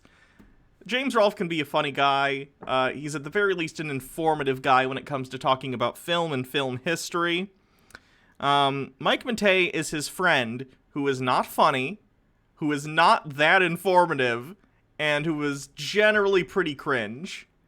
One time he also sent a picture of his penis to many, many people, and he tried to he did so with a ruler to show how big supposedly his genitalia was, but he clearly had he set it so the ruler was further away from the camera and the genitals were closer, so it was doing like a perspective trick. Oh boy. He's also racist. That's a shame. I don't know what the block does, do you? I don't know. I don't know. Hey everybody, I'm here with my good friend Inspector Gadget. How you doing, Inspector Gadget? I'm having a lot of fun. So he sounds nothing like Inspector Gadget at all. You want to do some reviews, Inspector Gadget? I'm better than you When you doing another chapter of Dave Rubin's book? A new one came out today, I think. are, so I should do the review. Okay, alright, well, Inspector Gadget's gonna do the review. You can shut up now. I'm always on duty. Do you have that game Minecraft? Penny was telling me she was playing it on her computer book. Let's play Minecraft. Well, I have Minecraft. I think that's probably what you're talking about. Let's try that. Oh yes, this is it. Minecraft. No, Inspector Gadget. It's called Minecraft. Oh, Minecraft. I cannot wait to play Minecraft. Do you know what my favorite thing to do is in Minecraft? I love building bricks with Minecraft. Building bricks with Minecraft is the best thing and the most amount of fun you can have while playing an app. I understand why all the kids are playing this game these days. It's because they like to build brown bricks with Minecraft. I also like to build brown bricks with Minecraft. It's the most fun you can possibly have. What is the point of Minecraft? Well, there really is no point. It's a sandbox game. Oh good! I love building sandcastles. Nah, that just means you can do anything you want, like explore, build stuff, and mess around. What kind of stuff can you build? Well, anything really. Like there's one guy that built a scale model of the Starship Enterprise. My deduction skills as a detective tell me he has quite possibly never had sex. Come on, Inspector Gadget. It's about expressing your creativity. But he is just copying a fake rocket ship blueprint designed by someone else. Yeah. Seems more like monkey see, monkey do than using creative energy, if you ask me. Oh, you think you can do better, huh? I have a robotic implant in my brain that lets me perform 12 quadrillion calculations per second. This sounds like someone who, like, read the Inspector Gadget Wikipedia page without ever seeing Inspector Gadget and then deciding to do, like, an Inspector Gadget parody. Oh, yes, as I am Inspector Gadget, I have robot parts in me, so let me talk about that. I could rewrite the entire game's code while helping Penny with her homework and cleaning up Brain's duty all at the same time. He's a nerd, and I hate nerds more than I hate mad agents. What an asshole. He might not have a powerful cybernetic brain like yours, but I think that the kid used Minecraft in a unique and complex yet beautiful way, making an adaptation of... I told you to shut up, but you didn't listen. Oh look, a free iPad.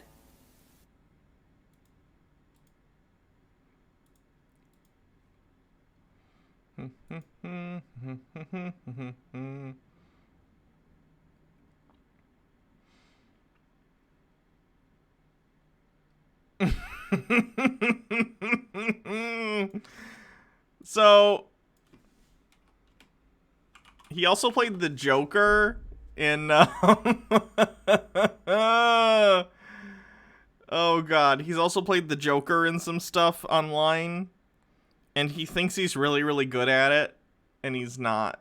He's not good at it.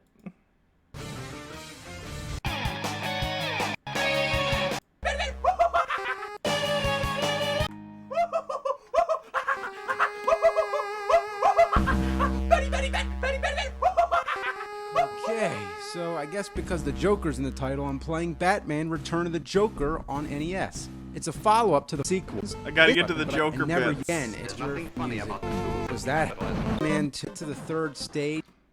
Hey, Pony and Squid, it's all monkey see, monkey do, and not people using their own creativity, says the guy badly imitating an already existent fictional character that he didn't create. That's right, capitalistic propaganda.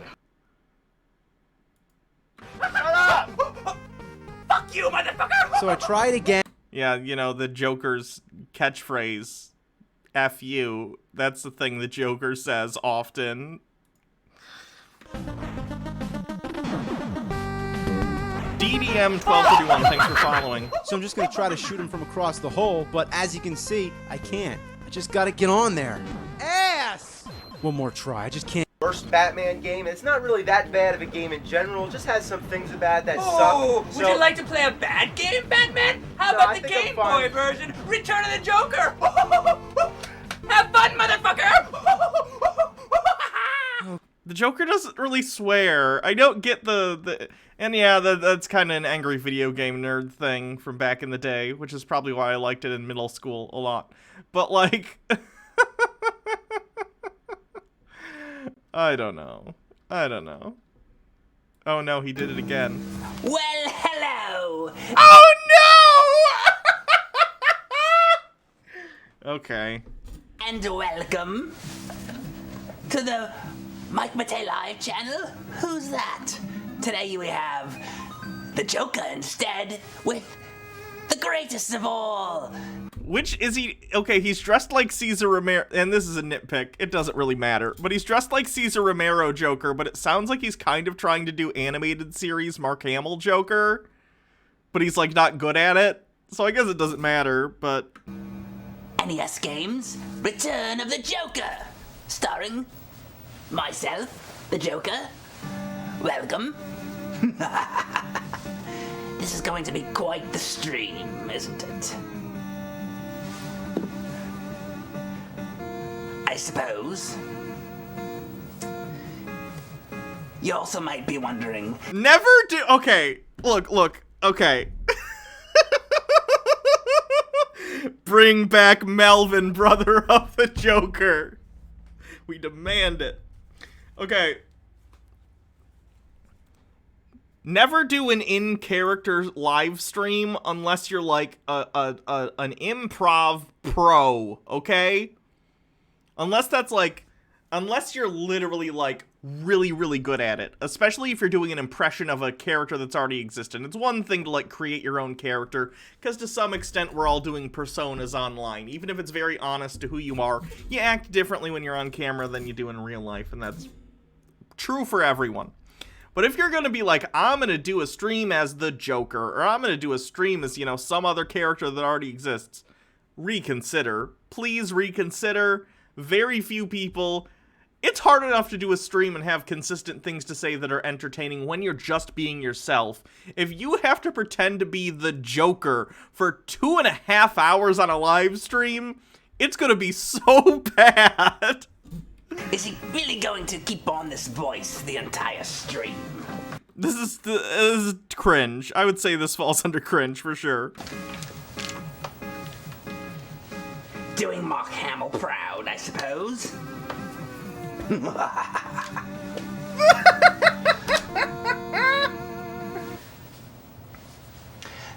Batman! Batman! Oh, this one actually hurts me. The cringe doesn't normally hurt me when we do the cringe streams. This one hurts for some reason. I don't know why. Hello, driver. Yes, really. We're starting a new game.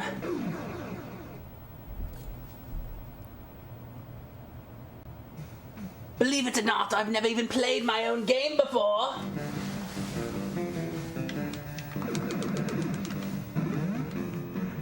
We just got an N. Must stand for nincompoop. S. S for sideshow. Why is he English? He's trying to do Mark Hamill Joker.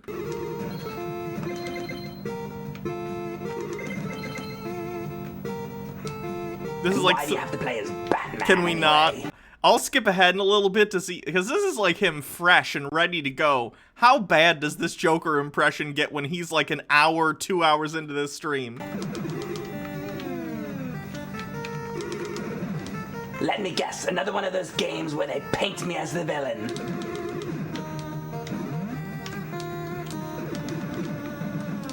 Ooh, C. C for clown.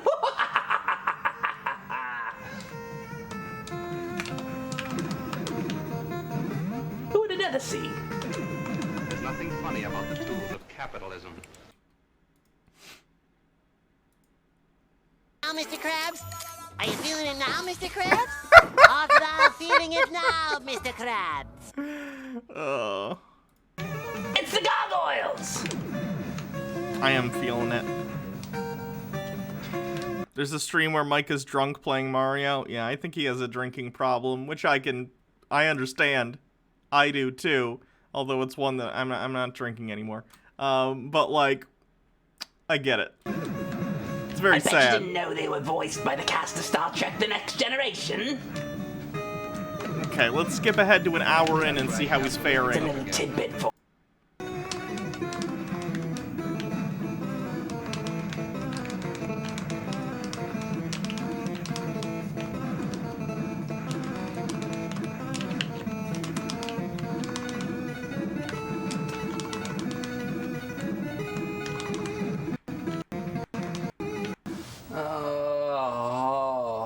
Oh, did he just give up at some point? Lame.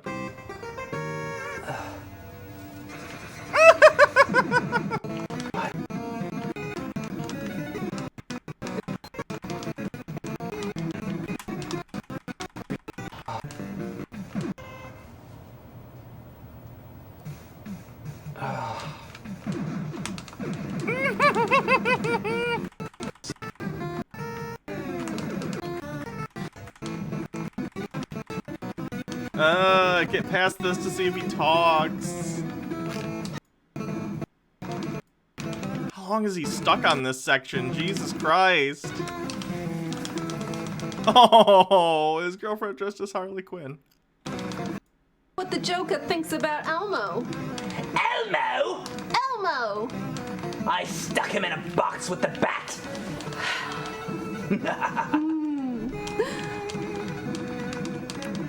He's pretty funny, though. Elmo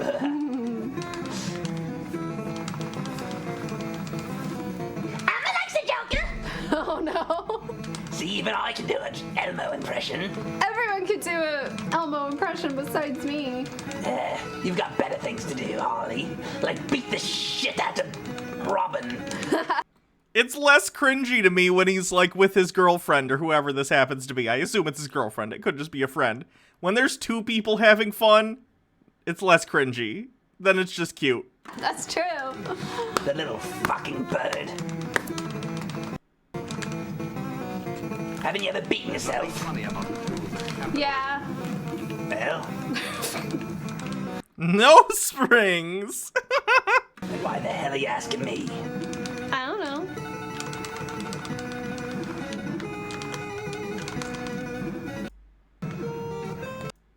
Bubbles! New Wave says final boss is a hurricane. That'd be terrifying. Life is like a hurricane.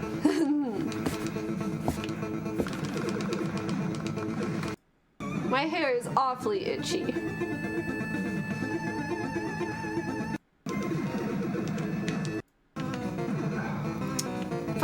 $19,600. This is. Anyhow, this game is made by Sunsoft, as well as this one. It's you! It is me! Who needs this one? Ah. Garbage. This is the only Batman game you'll ever need. Right here. You have such a good smile. Then there's also this one by Konami. Do you think after this video, he and his girlfriend went and did some sexy time role play as Joker and Harley Quinn? And do you think he kept the voice the whole time? Which is not very good. With the penguin on there, who cares about him? Thinks he's a villain. Danny DeVito. Fuck Danny DeVito. Another game, another day. Ends. And that is the end. Thank you so much for watching, and I want, before we go, you all to remember another clown. Precious memories of my fair Ronald. I love Ronald. Yes. Harley, do you want some of my Joker venom? Oh. That's his restaurant. He used to work there. You used to work there. You see, you know why they're cleaning it up like this? Why? Because they murdered him the night before. Oh. They're cleaning up the blood. They murdered him. They murdered him. Well, we better go there and set things right. Shoving his body parts into the freezer. That's awful. Look at all the people it takes to clean up the body. It must have been a massacre. What did they do to him? Ripped him apart one by one. It's disgusting. But the food is delicious. Simply delicious. It is.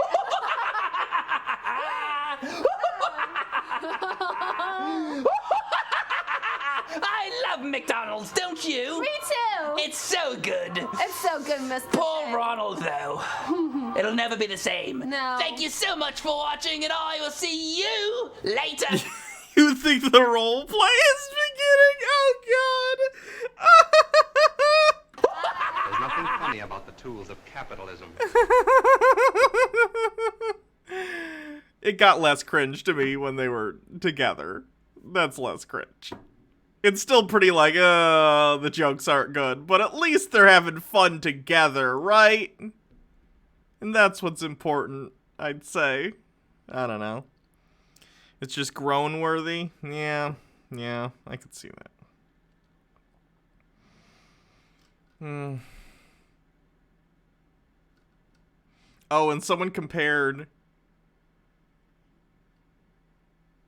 the original, like, MK11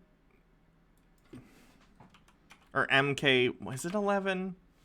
MK11 Joker kind of looked like Mike Matei as the Joker, and people were making fun of it when it first got revealed. And people were saying, like, did they base this on Mike Matei's Joker?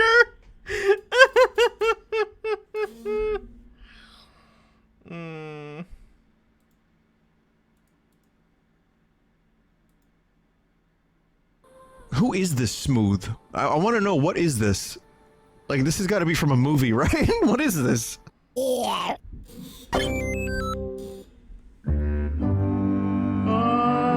I'm a sad and lonely earth, so sad, lonely. Oh. I am a happy earthworm, now that I am too. Life's great. See MSN for details.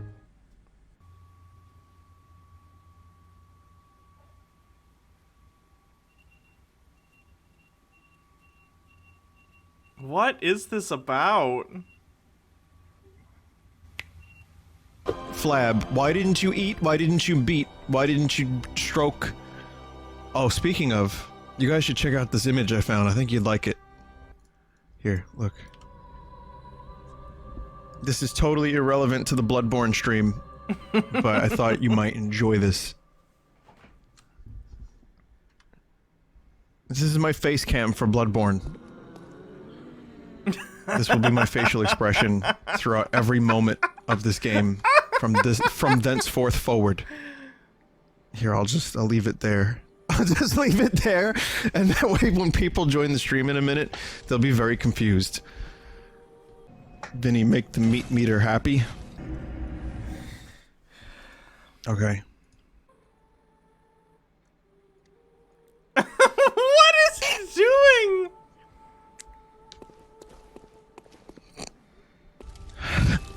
Didn't the wheel say cleanse? We watched the cleanse. Look at it. We watched the If I thing, look and then at it, someone sent the other stuff, and now we're on a tangent. The pain begins okay? to come back. I think, since we have some new members here, I'd like to show you guys something very special. I'd like to show you my meat. There it is. And you can do all kinds of cool stuff to it. Like, you can make it happy, or you can make it sad. It's a really good, like, I don't do webcam for, like, a number of reasons, but I'm just lazy. So, like, you can, like, judge my mood based on the meat. So, like, this is sad meat. This right here is happy meat. What the heck? You see that? So that's my current mood. I'll just leave that there. This is so weird. Use your imagination. Come with me, and you'll see a world of pure imagination. I just noticed we were at 6,000 after the Kraken raid, which was very nice of you, Kraken. And now we're back down to 51. People were just like, no, I'm out. I can't handle this shit. Vinny, what if the meat wore a funny little hat? You know, I hate you, but I'm gonna hate myself more about this. That's the first result for a funny little hat, so... Why is this so funny to me? This is so stupid. It makes him look sad. Yeah, he kind of does look a little sad now, doesn't he? Like, he's at a birthday party for himself and no one arrived, and he's got like a noisemaker and a hat and like a really sad, like, depressing cake. Oh, say goodnight, meat. When I stream, I love you. I love you. Oh, God!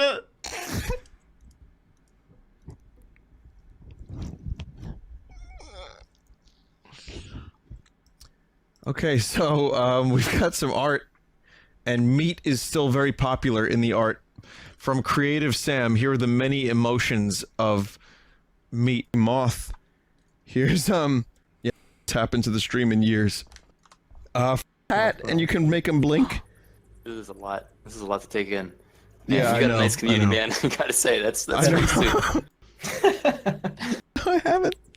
Face rig, you can basically load it up and it'll grab your webcam and then map your movements onto another character, so that they don't see your face. You just get to like move around as that character. So it's basically what Meat's doing, but it also like, all right, you know what? But yeah, sorry, no, I'm paying attention. I know what it is. I just haven't used it.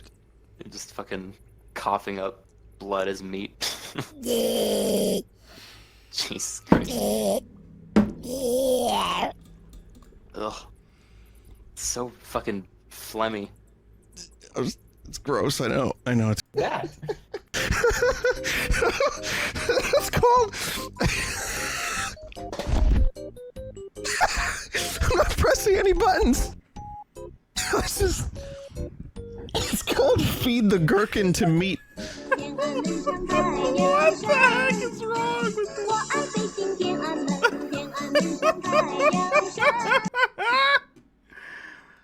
Why are any of you still here? Honestly, everything that happens in the stream after this is you guys' fault for not leaving. Really. Come on. What's wrong with y'all?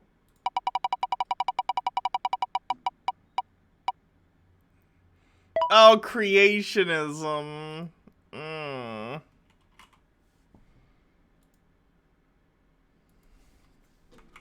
Creationism. Let's look at recent uploads for creationism.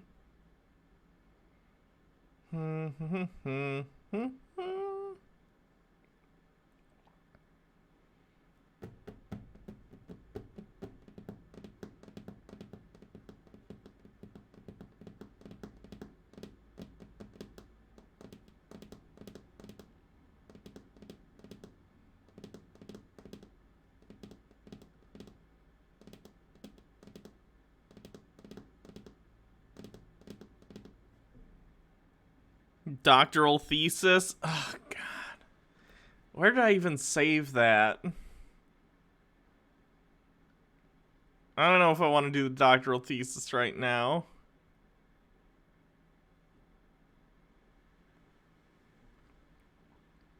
There's nothing funny about the tools of capitalism.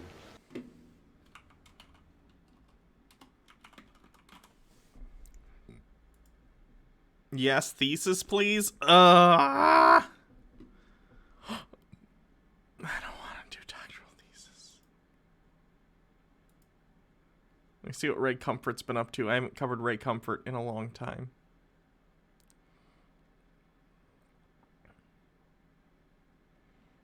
Oh no.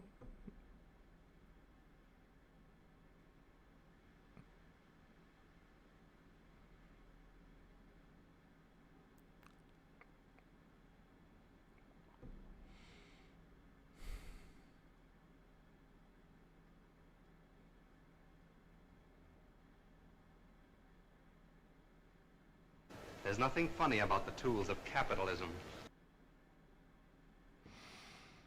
Switch out with Baja for this. I bet she'd love to rip it apart and you can take a break. I don't know about that. She's probably enjoying some kiddie time. That's right, capitalistic propaganda. Thank you.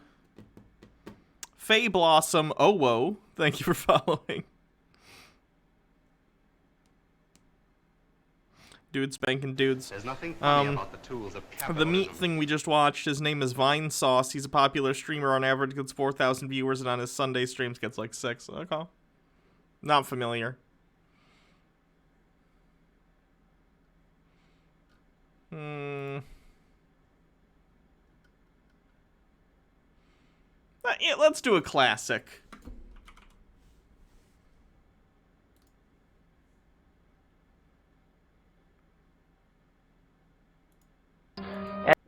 Let's do the classic, okay? I don't know if we've ever done this before. I don't know if we actually like taken a look at this original thing. with Ray Comfort and Kirk Cameron from Growing Pains. His sister is Candace Cameron of Full House fame. She's a DJ. Tanner. Here they are, talking about bananas. And I've since learned that when you really look at the evidence, the truth is it takes more faith to be an atheist than it does to believe in God. No. No, it does not. Saying that there is a God of any sort is a positive claim. You are making an assertion that some being that presumably most beings that are considered gods are all-powerful, or at least supremely powerful in some way. And in order to you need to demonstrate that that's true in order to say that, like, that's the reasonable position. Just being an atheist just means you don't believe in a god, which is a reasonable position considering there isn't evidence for one. And if you're religious, that's fine. Let me be clear. Like, that's fine. I don't care.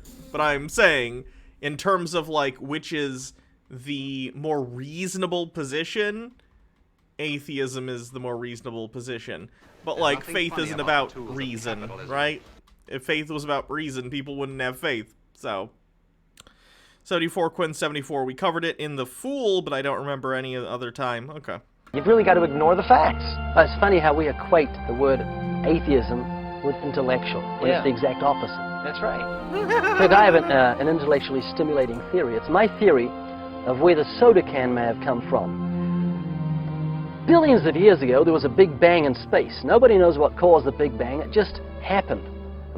Okay, but us not understanding the origin of phenomena does not mean you get to insert some random thing. Like, you can't say, we don't know why the Big Bang happened, or exactly what came before, whatever that might look like, considering it wouldn't look like what we consider, you know, reality today. But something may have existed that then, you know, expanded out into the universe as we know it, and space and time, or space-time rather, and all that stuff. Woo! Yay! But you can't say, we don't know an answer, therefore I'm going to say it as my particular deity. You can't say that. Because if you say that, then everyone can say that. Not only can you say, oh, we don't know where the Big Bang came from, therefore it was the Christian God. Well, then someone else can say, well, I think it was my God. And another person can say, I think it was a magical flying monkey that lived in space, and in one day it threw poop at the wall, and that turned into the universe. Like, you can make up all sorts of stuff. That doesn't make it valid because you don't have evidence you don't have evidence for that position. From this bang issued this huge rock. On top of the rock was found a sweet, brown, bubbly substance. And over millions of years, aluminum crept up the side, formed itself in a can, then a lid, and then a tab. And then millions of years later, red... Comparing a soda can to biological evolution is very stupid because soda and cans of soda are not alive and do not reproduce. Red paint, blue paint, white paint fell from the sky and formed itself into the words, 12 fluid ounces, do not litter. You're saying, what are you doing? You're insulting my intellect. And so I am. Because we know if the can is made, there must be a maker.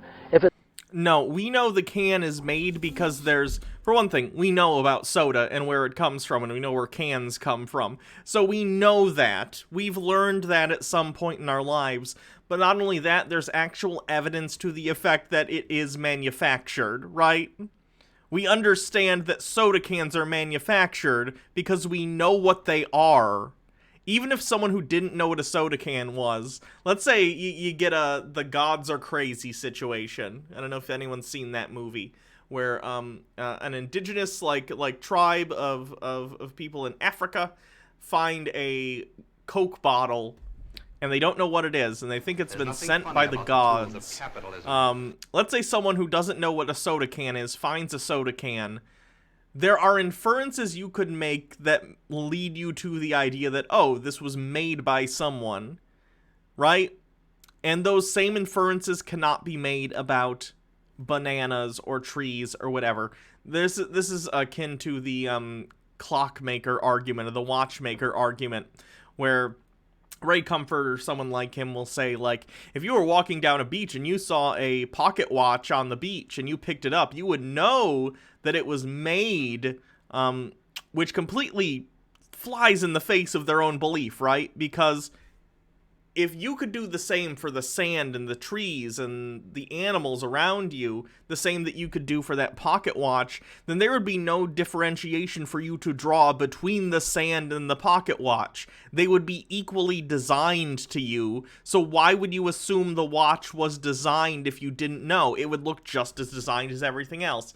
It's a very strange, flawed argument, and I don't know why they use it. I missed something. MMO Addicted says, you know, I was looking to find a parody of Batman, I swear. I saw something which went, na Banana Man, but instead I found a very racist, at least I feel it's racist, and wrong video for a song called Banana Man, and it disturbs me. Yep, not clicking on that one. If it's designed, there must be a designer. To believe the soda can happened by chance is to move into an intellectual free zone. Because we know what soda and soda cans are. And they also don't reproduce. They're inanimate objects. It's to have an echo when you think. It's to have brain liposuction. Hold this, Kirk. Behold the atheist's nightmare. Now, true. If you study a well-made banana, you'll find on the far side there are 3 ridges. On the close side, 2 ridges. If you get your hand ready to grip a banana, you'll find on the far side there are 3 grooves, on the close side 2 grooves. The banana and the hand are perfectly made one for the other. You'll find the maker of the banana, Almighty God, has made it with a non-slip surface. Okay. I assume all of you know this at this point, but someone may not have seen it. The reason this is funny... There's nothing funny about the tools of capitalism. I typed funny because I was saying funny. Wild banana.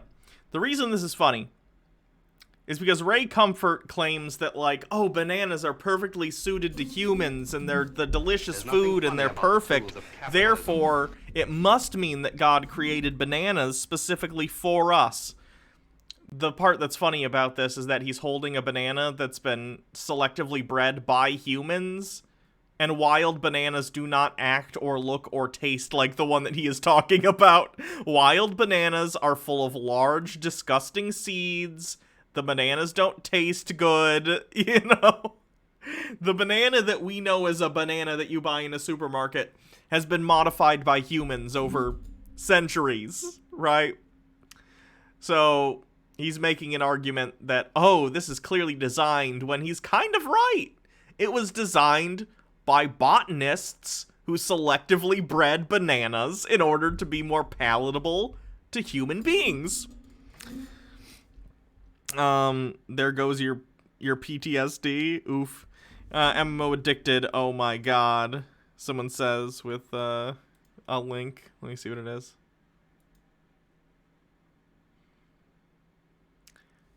We've partnered with Joe Biden's campaign to be the first to show off the official Biden Island and Animal Crossing New Horizons.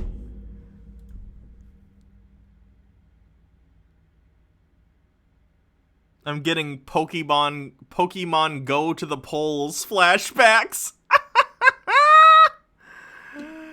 Oh my god.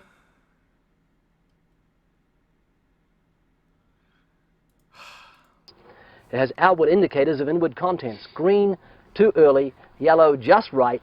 Black, too late. Now, if you go to the top of the banana, you'll find, as with the soda can makers, they placed a tab at the top. So God has placed a tab at the top. When you pull the tab, the contents don't squirt in your face. Why would it squirt in your face, Ray? And secondly, that's the banana stem. It's how it's attached to the banana bunch. And also, interestingly, other apes, we are apes, other apes actually open bananas from the opposite end. Did you guys know that? You'll find the... Tita Bell. Hannah, what's going on with the crooked Joe Biden on Twitter? Oh, basically, a guy who owns a computer shop lied and said Joe Biden's, like, son or something came in and left a computer, and that it has some sort of documents on it. They're basically trying to do her emails 2.0, but with Joe Biden. But it's hilarious because the computer store owner's like, oh, I think it was Joe Biden's kid, but I don't know. I can't see faces, and I know that's a real condition, but boy, would that be convenient. It's very stupid. I missed bits. Sorry. I'll go back. Where is it? Modified to the point it can't grow without human intervention. Yeah. Oranges are made by Satan. Fact. True. All citrus fruits are the work of Satan. That's why it burns when you squirt the juice in your eyes. Satan. MMO addicted with 10 bits. I mean, this Biden Island may be a VR replacement for Epstein's life. Oh, God. Can we not? Look, I don't like Joe Biden either, but if one of the two presidential candidates right now were a pedophile, it would not be Joe Biden, okay? Donald Trump was literally a friend with Jeffrey Epstein. Come on, guys. The wrapper, which is biodegradable, has perforations. Notice how gracefully it sits over the human hand. Notice it has a point at the top for ease of entry. It's just because you're pointing the point towards your face, Ray. That's the way you're holding it. Just the right shape for the human mouth. It's chewy, easy to digest, and it's even curved toward the face to make the whole process I am a trans woman. So much easier. Seriously, Kirk, the whole of creation testifies to the asked. genius of God's creative Oh, hand. it absolutely does. You think of the human eye. It has 40,000 nerve endings and focusing muscles that move more than 100,000 times a day. The human eye has over 137 million light-sensitive cells. And even Charles Darwin himself said, To suppose that the eye could have been formed by natural selection seems, I freely confess, absurd in the highest degree. If you actually take that back into context, he then explains exactly how it works. He was saying to a credulous audience, because that's how science works, you should read things with a credulous eye looking to figure out where someone effed up. So he's saying to them, I know this sounds crazy. However, let me explain. And then he goes on to explain how something like the eye can be evolved over time, which it has. So, taking him out of context like that isn't the slam dunk you think it is. It just makes you look like a complete hack. Funny about the tools of capitalism. Classic banana video? Yeah. Your mind is too dirty for this banana business. MMO addicted with 10 bits. Hey, I bullied my American friends into voting Biden. I did my foreign interference quota. Good job. Thank you. So, can we have a channel points reward where we force you to play Fortnite for 5 million points? Oh God. I don't even like Fortnite. And not in like a, oh, I hate Fortnite kind. I'm just bad at it and I don't really enjoy it. Like, if people like Fortnite, that's fine. I don't find Fortnite inherently cringy any more than any, game out there. I don't care. It wouldn't be fun. You'd just see me get killed. Most of the time I would be in a lobby waiting to enter a new match because I get killed immediately. The creator of the theory of evolution says it just goes against my common sense and logic. No, he's saying it's not intuitive, and then he goes on to explain with logic, with his observations that he took at the Galapagos Islands, how such things could happen.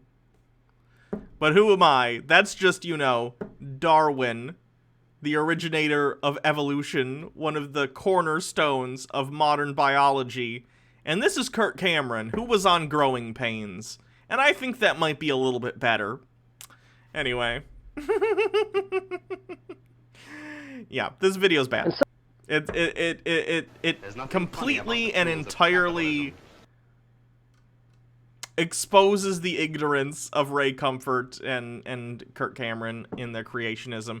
Interestingly, he made a whole video like a year ago, 2 years ago. I don't remember if we actually covered this, but he made a whole video where he talked about this. And that was the crux, is like, oh, people make fun of me for the banana thing. But it's such a salty, like, nuh-uh, you guys just didn't get what I was saying thing, and it's very, very pathetic. Does Ray Comfort know anything about bananas and how much we've manipulated them over thousands of years? Seriously, look at wild bananas. It's nothing like the bananas we eat. At this point, he does. Yes. Play Stardew on stream. I don't have anything to connect my Switch to the computer, so I would have no idea how to do that. It was a joke as his defense for it now. That's so stupid. Didn't you and Jake sue him for a false DMCA? No, that was the Cristiano brothers. Ray Comfort, after we talked to him, he apologized because he, or rather his assistant, flagged some videos that we had done on his stuff. And then Ray apologized and sent us a fruit basket, which was nice. It had some pretty good cheese in it, so.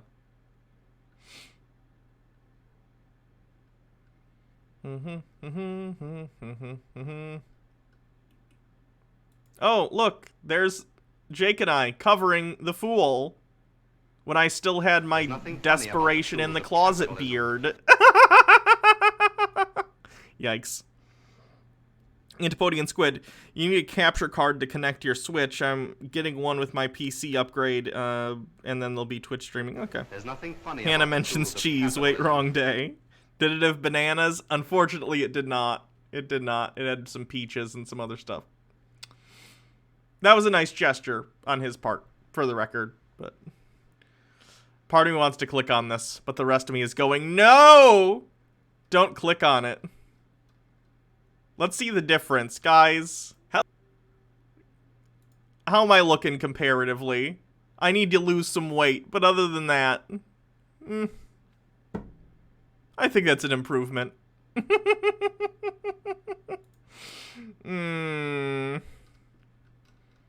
Anyway, what's next?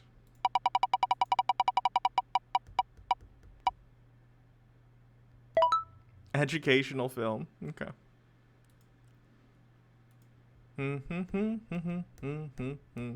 There's nothing funny about the tools of capitalism. Where did I put... I know I started a new folder. Where did I put it? Your beard, my beard game was better than yours will ever be. I guess. I was not a fan. Happier, you look happier. Yeah, I'm definitely happier. Have we done Reefer Madness? We have not. We have not. Where did I put... Hold on. Let me look into my bookmarks. I'm turning the camera to this one specifically because I don't know what's in my bookmarks. I don't need other people seeing them. Do. We got some tankies. We got D&D dice I want to buy. We got chick tracts. I swear I made a new folder that was just like for this like public domain stuff. Where would it have gone? Maybe it didn't save for some reason. There's nothing funny about the tools of capitalism. Why hide the bookmarks, Hannah? We all know the porn you look at. You definitely don't. You definitely don't. You look so right now. There's Thank you. nothing funny about the tools of capitalism. How do I search my bookmarks? I don't even know how to do that. You'd think I'd know how to use a computer since it's been my primary mode of, you know, income for the last decade almost.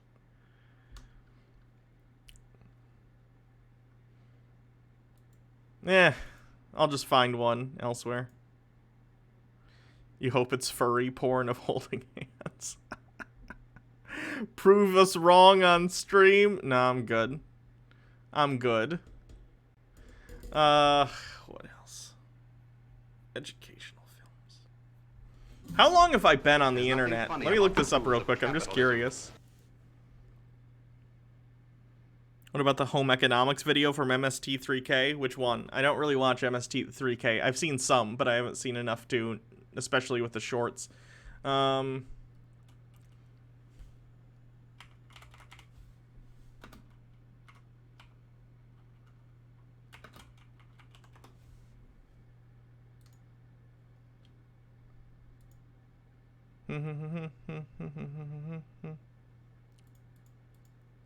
Sort by oldest first.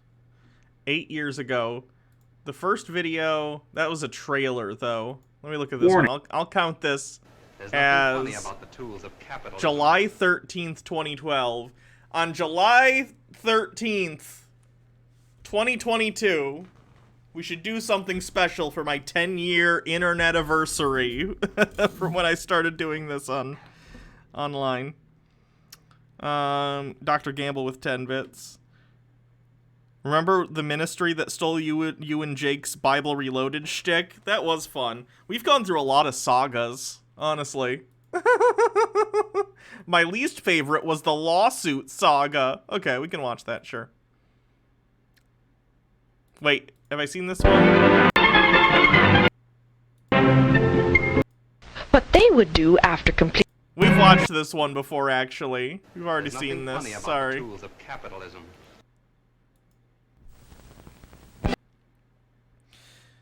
You're still in high school when y'all started on YouTube? Yeah.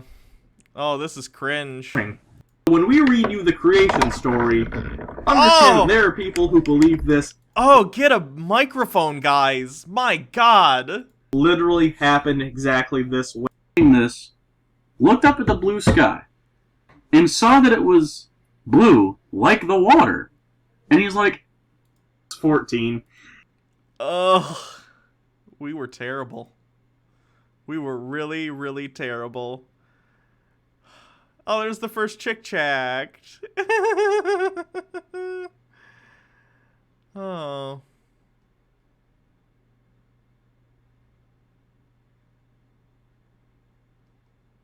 I remember editing some of these.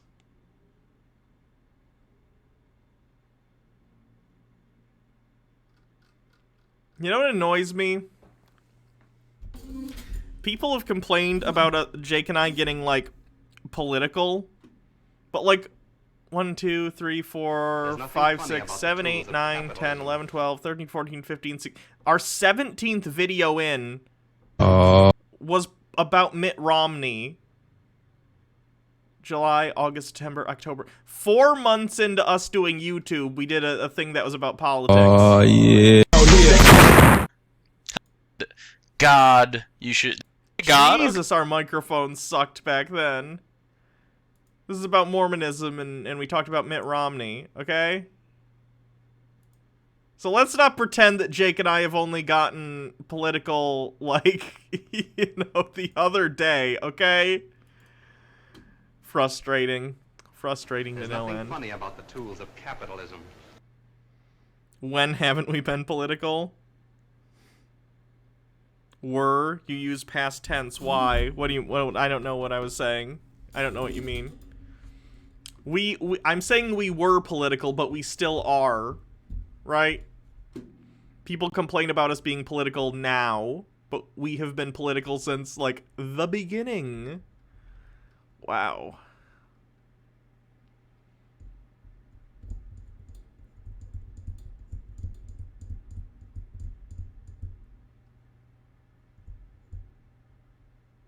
There's nothing funny about the tools of capitalism. We have done a lot of stuff. Jesus. Educational film about school spirit. Okay. We're awful. We were awful. There's nothing funny about the tools of capitalism. We were awful, though. We were legit awful. We're still awful, but in better ways. Oh, yeah. There's the second kids praise.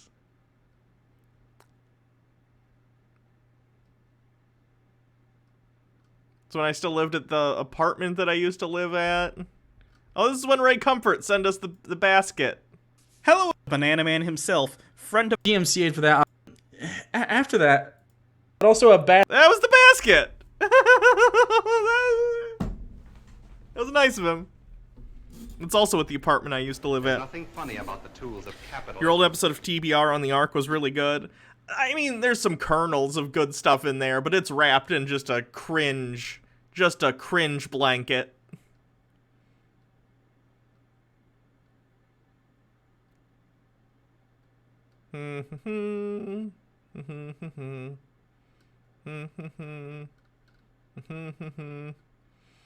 What's up with the Mandela effect?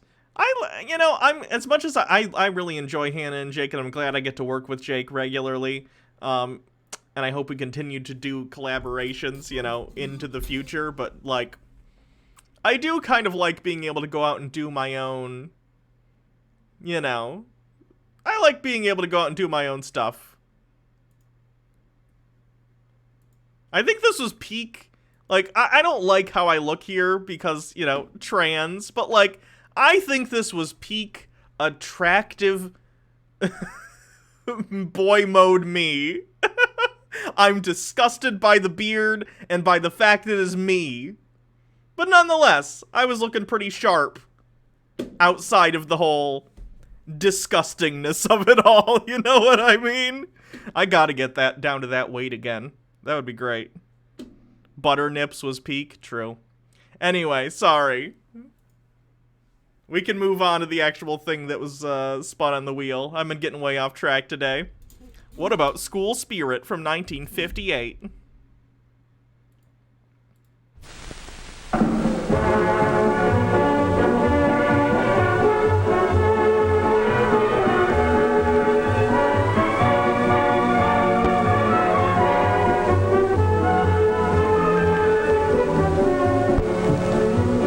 The fact that Butternips is now TOS makes me laugh. That's true. That's true. If I get into a place where you're like looking at me on stream and you're like, wow, Hannah's very attractive. I wish I could see her titties. You can always go back to the Butternips video. They're technically the same. They're the same nipples, They're on a very different frame.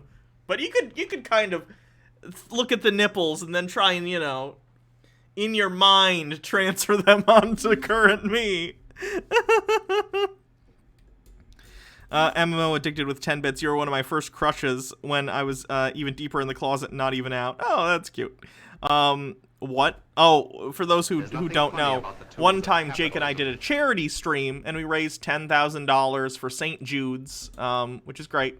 And the goal was if we hit $10,000, I would put butter on my nipples and lick it off on stream. We hit the 10K, so out there on the internet is me licking my own nips. Which, of course, would be TOS today, considering I actually have the titty, which is nice. Don't know if you used crush correct, but less romantic, more found attractive. Sure, yeah, I know what you mean.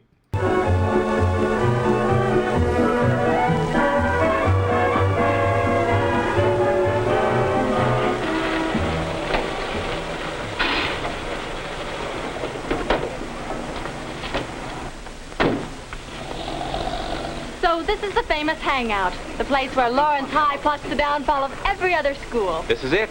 Think you dare to come in? I don't know. I am from Westport High, I'll tell him you came from Mars. You've never seen Butternips and you thought it was Jake? No, it was me. Hello. Hi. There's nothing funny about the tools Hannah's of capitalism. nipples look nothing like they did. I went back and watched the Butternips thing, and they do not look the same. Hormones. I want to... Fun fact, some people were saying that they had a crush on Hannah. I remember distinctly watching a video back, obviously, Hannah didn't know I existed. And I can't remember when this was. But I was watching a video, and I was like, oh, she's, super cute. And it was before she had come out. And I was like, it would be so nice if, she was a lady. And then I found out she is a lady. Convenient. It was very convenient. I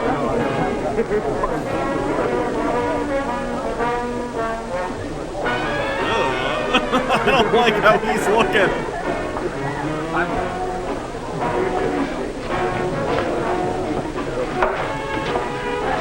Her name, Jim, her name. Down, boy. She's my cousin. Sally Barber? Tom Morgan. Yeah, let's not harass people who walk into a sock hop. Is that what the kids called them? I don't know.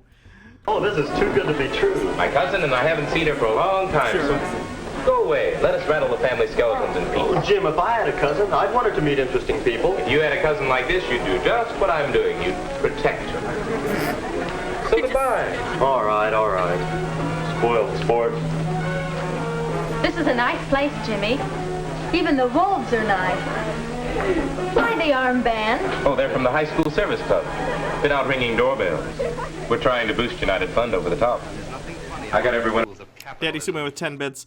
The face of a suicide bomber makes when a tour bus he didn't plan for full of Americans arrives. What? On my block signed up early this afternoon. You spent your Saturday working for the United Fund. If it were anyone but you kids from Lawrence, I wouldn't believe it. That's pretty wonderful, you know it. Well, actually, we had a lot of fun doing it. I guess the town needs United Fund, all right.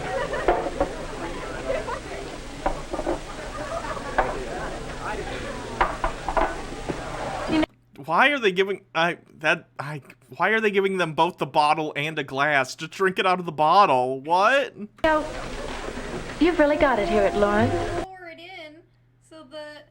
Why? Just drink it out of the bottle. I don't know, they used to not. We've really got what? Maybe you'll think I'm kind of corny, but... Well, you've really got the right kind of school spirit. Golly, I wish the kids at Westport had a small idea of some of the things Lawrence has done. What's wrong with Westport? You've got school spirit. I can remember how you all came down here for the football game. Man, I never saw so much. Spirit? Sure. We've got a sort of school spirit.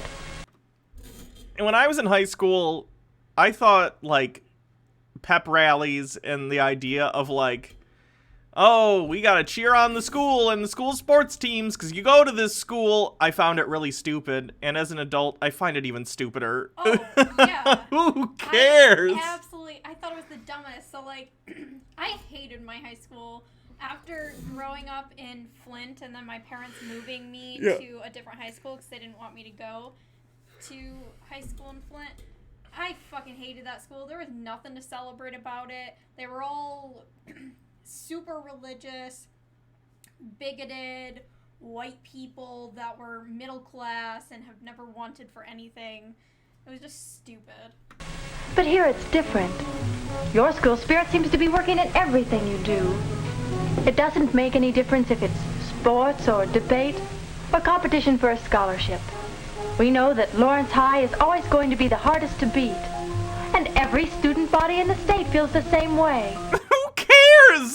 We can do the sports better than you can do the sports. We're not a big school. That can't be the reason. Tucker White 94 with 10 bits. Sadly, I was one of those idiots who went to pep rallies before football games. Of course, our school was one of the best in Tennessee. We had mandatory pep rallies. Oh, yeah, same. We didn't have any optional pep rallies. All ours, you had to go to the gym, and they'd sit you down, and they'd be like, woo! Our school good, their school bad. Rah, rah, rah. Buy tickets to the football game, please. Reason you're always on top. So why are you? Well, gosh, it's hard to say. But if you ask me, I'd say Bob Corby had a lot to do with it. Bob Corby? I don't remember Bob Corby. Sure you do. He was president of the senior class in All-State the year we were freshmen. Oh, that Bob Corby. But he's been... Yes. He's been gone from Lawrence High a long time. But he left his mark. You know, I can remember a little bit of what it was like before his time. We had then what everybody thinks of as school spirit. A pep club, cheerleaders, and plenty of noise.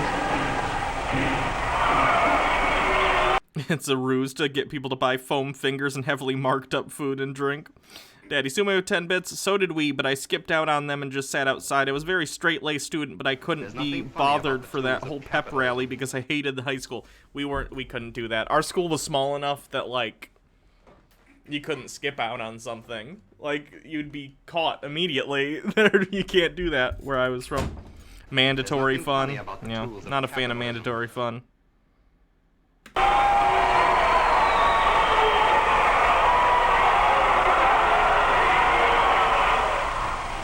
Whenever we won, we really cut loose. Snake dances, snarling up traffic. and racing up and down streets, blaring car horns, and yelling. It's certain the townspeople didn't get much sleep, and it's a wonder somebody didn't get killed. Sometimes noise wasn't enough.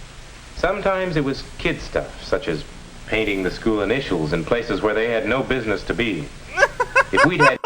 What kind of weird 1950s graffiti are you like, yeah, here's the initials of our school? any sense, we'd have known all this carrying on was... Draw a penis like a real American. ...a discredit to the school. And then let's see. Yes, it was still my freshman year. We had a pep assembly. It wasn't an unusual assembly. Some band music and some yells, the members of the team talking to the student body. But, well, I remember what Bob Corby said when it was his turn. And now we'll have a few words Mandatory Fun is a respectable Weird Al album. from our team captain, Bob. Has Weird Al ever done an album titled Weird Album, but with the Al in capitals? If not, Weird Al. Steal that idea. Corby. Tucker White 94. Okay, spray painting school initials, strain credulity. Where are the penises? Yes. I'm not much of a speaker, so I guess about all I can do is tell you what I think and how the boys on the team feel about some things. The first thing I think is if we took a vote right here and now, well, it'd probably be unanimous in favor of the basketball team not making speeches in assembly. But no kidding. You probably don't realize it, and I don't know just how to say it. But all of you out there mean more to the basketball team than any one of us who play on it. We spend a lot of time practicing and a lot of time learning the plays. And sometimes, well, we get to thinking we're pretty good. But when the day of the game rolls around, well, our insides get shaky. And we begin to wonder... In terms of, like, if you're gonna do a speech, this is fine. We had the worst speech of all time in my high school. So my high school was known for being, like, good at football, in the area. They've...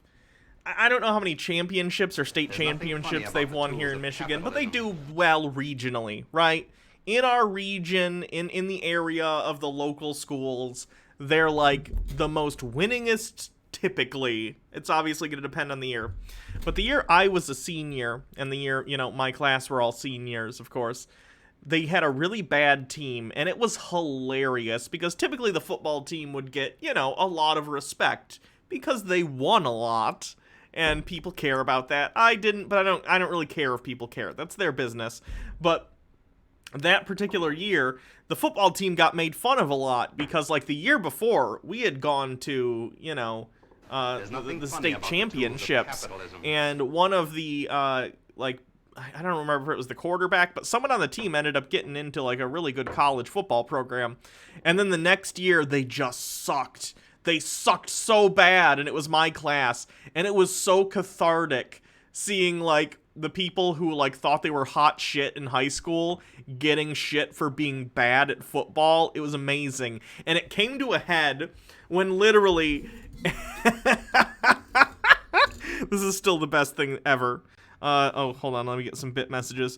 All hail our Lord and Savior Bob Corby. And then the Shadow Witch. Oh, okay, I work in high school as a math and physics teacher as well as coaching, and what the hell kind of pep rally is this, right? Anyway, one day during lunch, some of the people who were on the varsity football team that were from my grade, and they were really bad, got up on a lunch table, and to the entire lunch, whatever, decided to do an announcement, and they're like, all right, hey, we're doing a game on Thursday or Friday or whenever it was, and, you know, we've been hearing some of the stuff you guys have been saying about us, and you guys need to give us some respect. And it was hilarious. It's like, well, then win the game. What do you want respect for? For being the losingest team we've had in like a decade and a half. It's hilarious. Because it's like they saw years prior, you know, football teams and the varsity football team seniors getting tons of, you know, accolades and respect from a lot of people in the school because they won. And then they just expected it when they got into that position, but they sucked. It was amazing. That's one of my favorite high school memories because it was so desperate and pathetic, and it was pretty fantastic. If we're really going to be any competition for the other team. If it weren't for all of you and the way you feel about Lawrence High School, we'd be just another basketball team. You can feel that spirit right now, right here in this assembly. What is this? We're all for Lawrence. We're all for the team. This is like religious. We want to try to do well and try to win. And the Holy Spirit of basketball is among us tonight. Do you feel it? Win everything that the school does. And with that kind of spirit, I don't see how we can lose.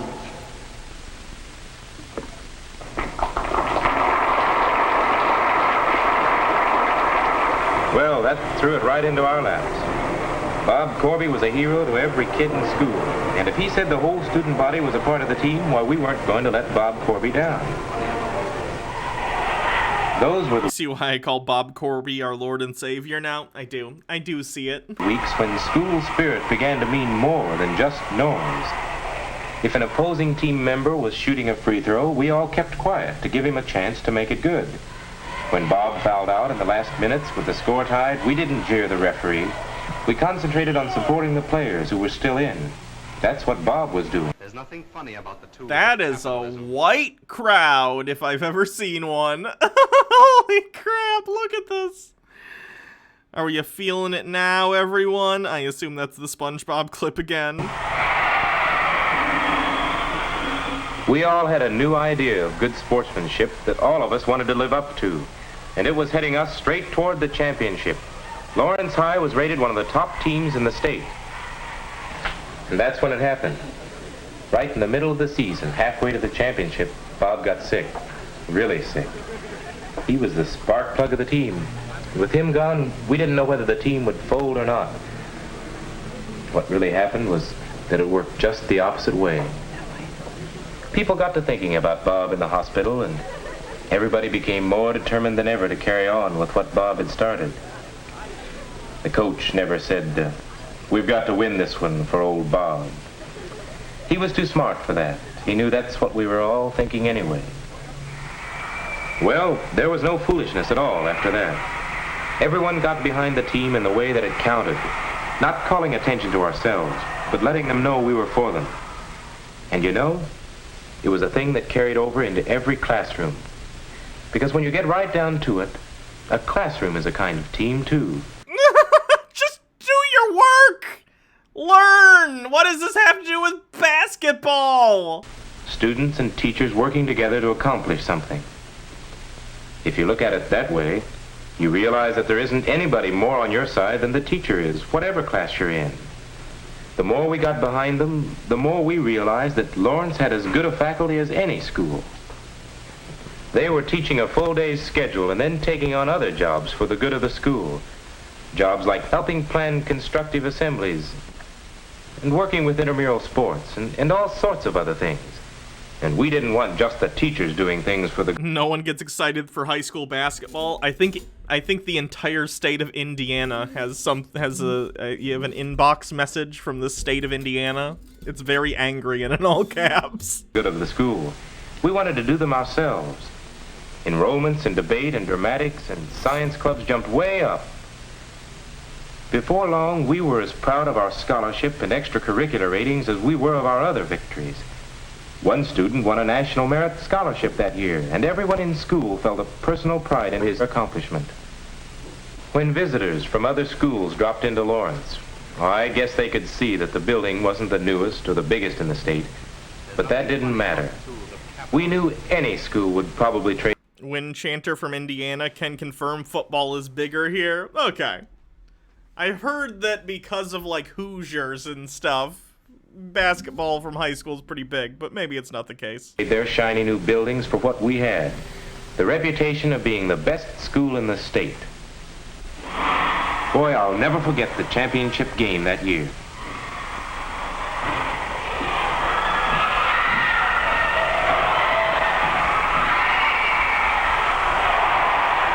The cheerleaders had knocked themselves out on new yells and routines, and the new stuff sparked the whole cheering section.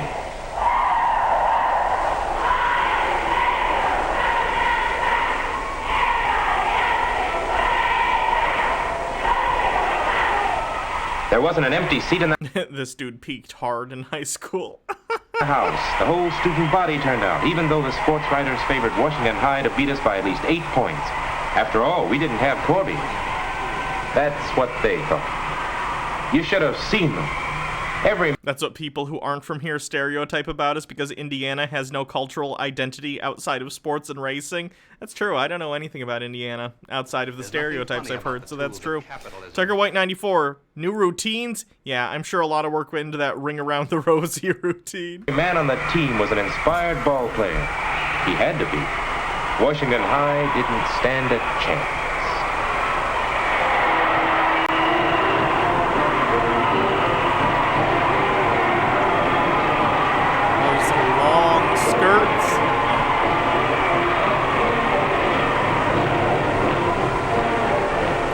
Wonder, and this makes me sad. Here's just like a trans perspective and thought.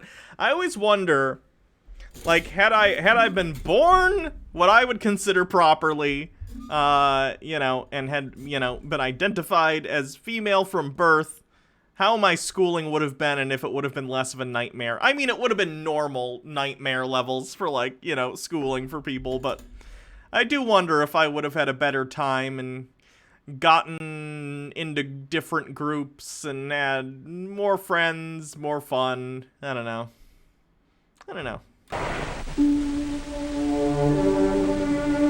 I was on the student council that year, and I was one of those who went along when we took Bob Corby the championship trophy we had won. Well, Bob, here it is. We did it. Yeah? You did it. Gosh, you guys were great in the tournament. I'll never forget how you came from behind and walloped him. I could feel it just lying here listening on the radio. I knew just how the team felt with the school behind you every minute.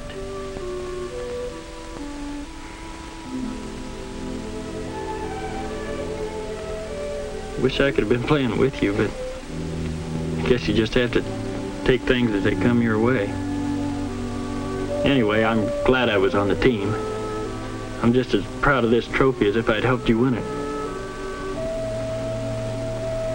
Thanks, fellas. Well, I guess you remember what happened.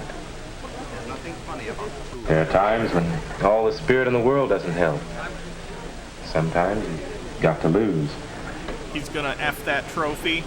It was hard to realize that Bob was gone.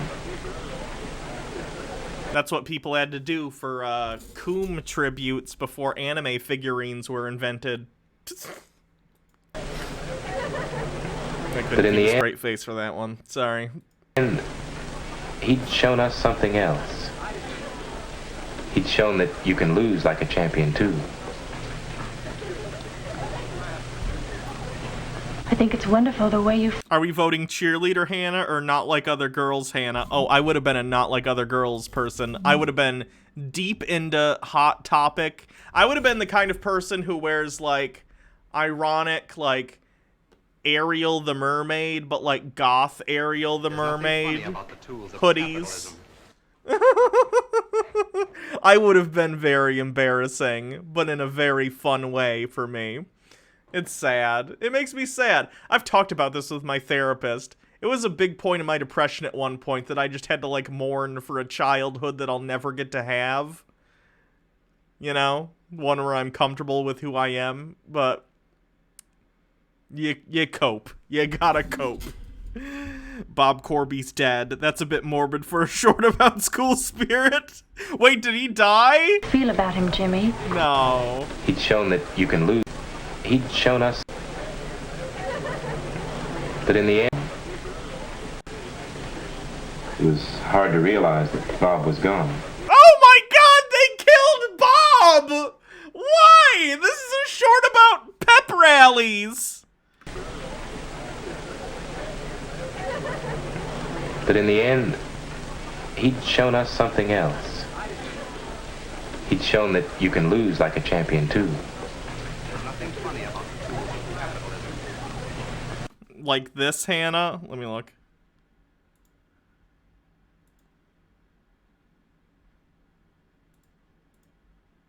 Yeah. Yeah. In fairness, I don't know if this existed, you know, when I was, you know, but some sort of hot topic thing similar.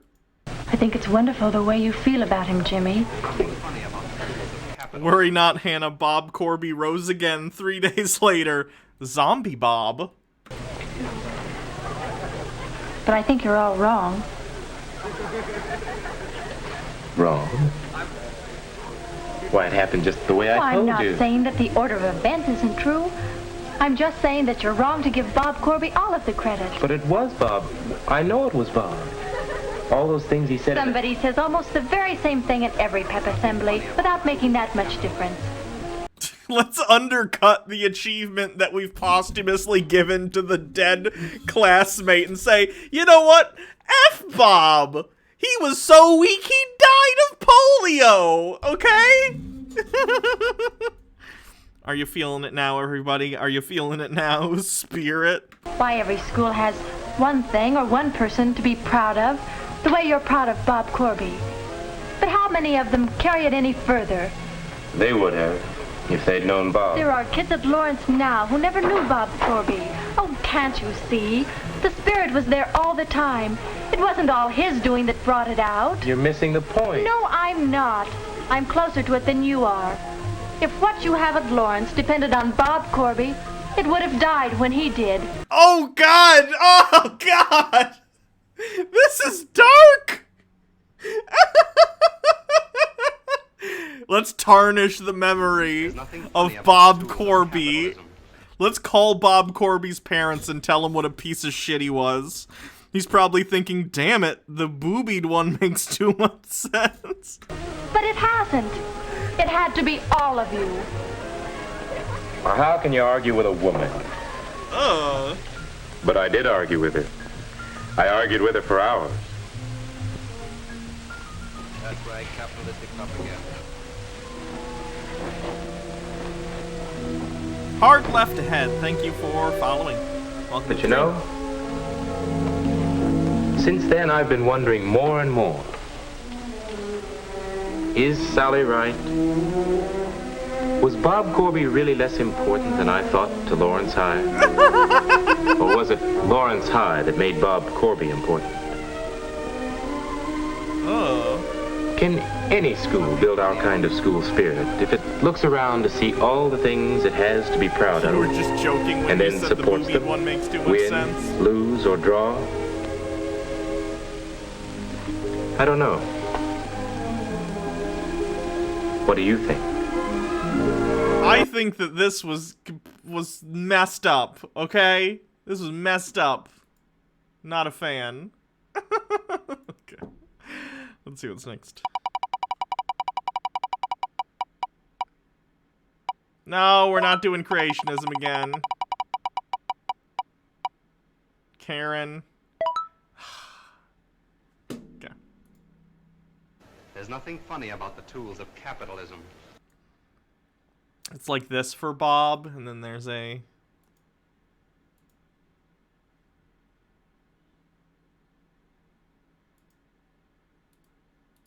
There's nothing funny This about won't the load. tools of capitalism.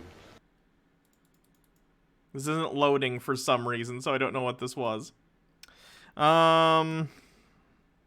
Accept Bob Corby as your Lord and Savior. Only he can protect you from the temptations of Mr. Bungle. Daddy Sume. We had something similar happen at my school. One of the girls in the senior class died in a car accident, and everyone was saying how sweet and kind she was, but I was like, what the F are you talking about? She was a giant ass. She was a jerk who bullied people. I'm not glad she's dead, but I certainly won't miss her, and everyone was always acted really nasty to me about it. Yeah. People like to valorize people after they die. The Shadow Witch with 50 bits. I came out of industry and into education requiring another master's in order to ensure these kids don't need to go through what I did in high school and protect those that are minorities. I live in Tennessee, so I know how people can be at times, and it's educators, and it's time educators stand up to it. Good for you. Good for you. YouTube.com. Go. Karen. There's nothing funny about the tools of capitalism. Try this. I'll give you 1,000 bits if it doesn't work.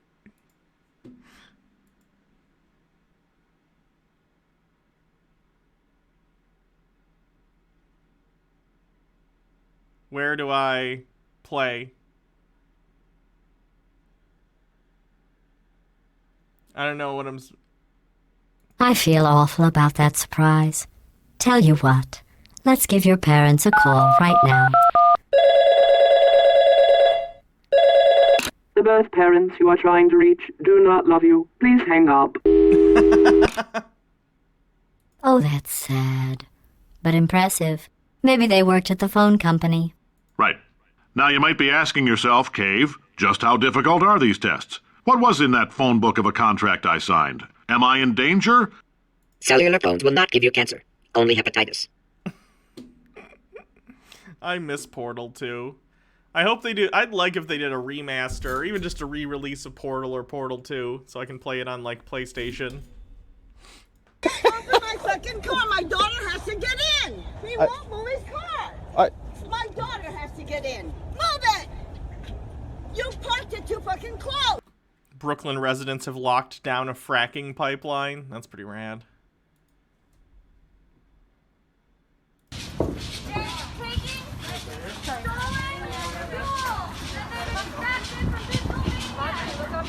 Don't worry, I'm sure the police will come to rip them away and jail them very, very quickly. Their response time will probably be quicker than if you called and said you were being murdered. So... Yeah, you heard me. When you open that door, Does you she hit do my this a own lot? car. Is she okay? No, she's fine. That car is parked too close to her car. Do you see your tire? you Let's see get your serious. tire? Do Let's you get see your serious. You see the line that separates these? tire? Look Now at come your over here. Come over here. Come on. This is just for fun. This is just for fun. No, come here. Look. Just for fun. Look. And then look at this. Look, your tire is right on that white You need to stay within the lines. So do you. So do you. But look, I'm perfectly between the lines. Look, oh, I'm actually hugging this side a little too much. I'll take a picture. Yeah.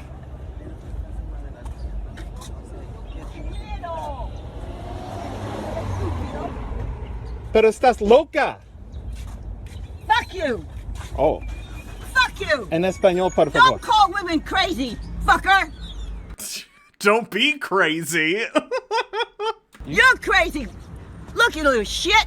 You fucking old bitch. Driving a car like that, asshole. You're not happy, man. You're an old fart. I am. You're too old to be driving a car like that. It's too big for you. I'm in disbelief. Pecker. Yeah, I bet you are. You look and you drive like it. This is You something drive like original. it, you little tiny pecker. This is so you need original. that is your dick, isn't it? No. You proud of your old fucking dick, but it's your car, it ain't you. Yeah, can't get it up. Viagra my ass. You stupid shit. Now you're getting off fighting with a woman? No, I'm not You're fighting. getting off fighting with a woman, you little pecker? I'm not fighting at all. Bitch! Go on, man, because I'll take you down, you son of a bitch, anytime. That's threatening, but it's not. I'm just Park that shit correctly. I'm just being entertained, frankly. I'm in disbelief. I've never seen someone be so confidently wrong like that before while they're standing right next to the thing that proves they're wrong. She's very out of the line, and that dude is in the lines. The parking spaces are very small. I think they made the parking spaces a little too small. Nonetheless, the dude's in his spot, and she's not, and she's mad. It's so weird. No, it's okay. She said I parked too close to her car. About the tools of capitalism. She did the tuck in your shirt meme. I didn't even hear that. And There's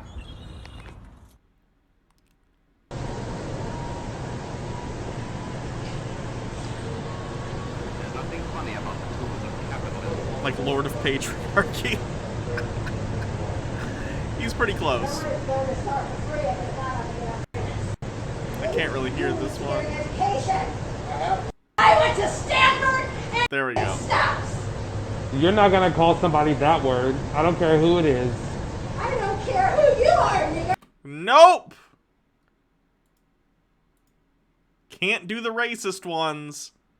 Unless they bleep it. That's fine. It's against the law to not wear a mask. It's against the law to prohibit me from getting... What is with her? You even have a mask on your chin. Just put it on properly while you're in the store. How hard is that? Fresh air. I have a medical clearance. Get your cameras off my face because I have your camera too. I have your camera too. Okay, thank so don't worry about it, Karen.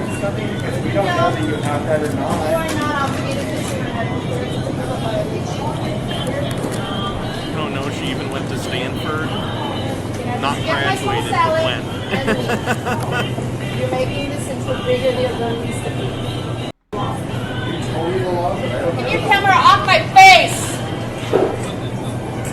When you're yelling at us, and, you know, that's your hostile Give me towards my us. food. I can't. I'm on a lunch break. You want to talk to our manager because Yes. you're yelling at us, and I'm yelling at him to get his camera off. you just yelled at me. Serve my food. Serve me. What do you want me to do? What, yesterday morning? I did not come in yesterday morning. Okay, this morning it says on the mask that I did not come in this Ma'am, excuse me. You can put on the mask. Sure, thank you. Like it's gonna keep you from getting COVID-19. It's just Or what you, we- or you, or you. Yes, ma'am. Yeah. There's nothing funny about the tools of God forbid we'll capitalism. be a communist country here very soon if you keep this shit up. You deal with customers taking off their masks daily. I wish you could do. Yeah, I don't understand people. They're so stupid. You done your research, dude? Of what communism does? Oh, and you want that? Wow. Did she just say what communism does? Is she comparing wearing a mask during a pandemic to communism? What's wrong with the cat? Oh, yeah. They're trying people like you. Right. I have 100,000 followers on TikTok. Oh, okay.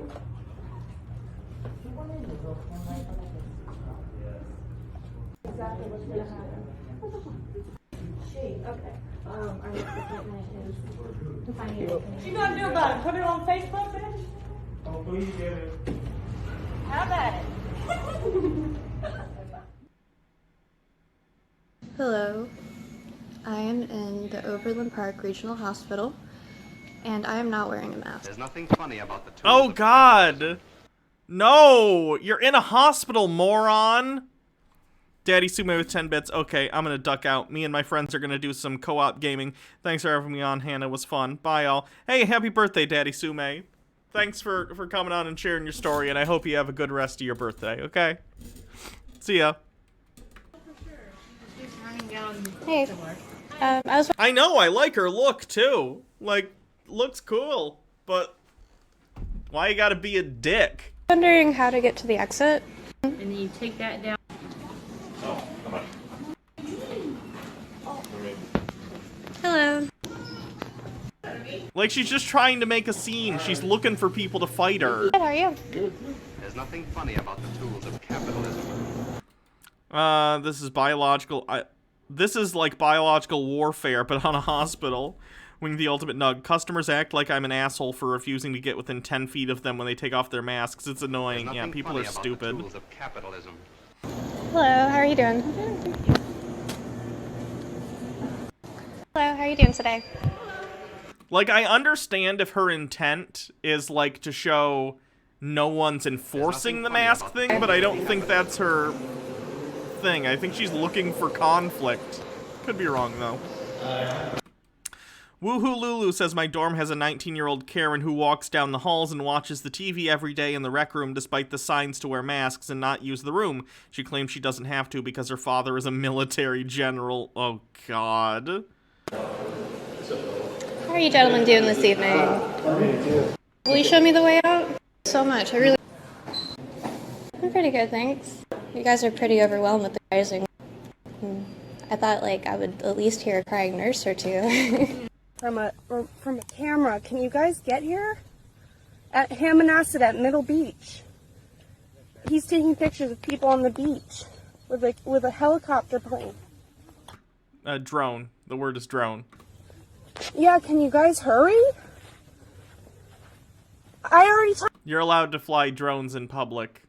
to them. Just come. I think it depends on the place, but there's something about like a reasonable assumption of privacy, but that doesn't exist in public spaces like a beach. If you're on the beach and someone takes a photo and you happen to be in it, like you're in public, it's gonna happen. You just kind of have to deal with it. Yeah, stop. There's nothing funny I'm about at the Middle tools Beach. of capitalism. Get some people here. Oh no, the horror. They're getting my bad side. Cops, come help.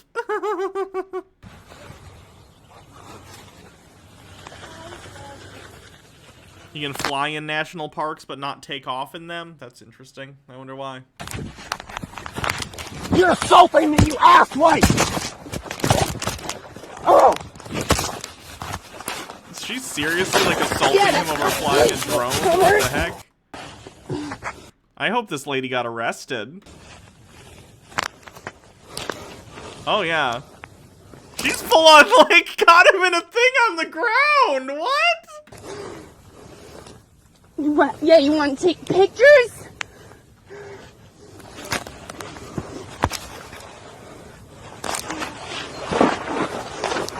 He's making the good call by just like doing nothing, so she can't claim he was like trying to fight her back. Yeah, I hope she got arrested for this. Can someone call the cops? I'm being Funny about the tools of capitalism. Dr. Gamble, I don't always take pictures of people. When I do it in style. And then there's an image.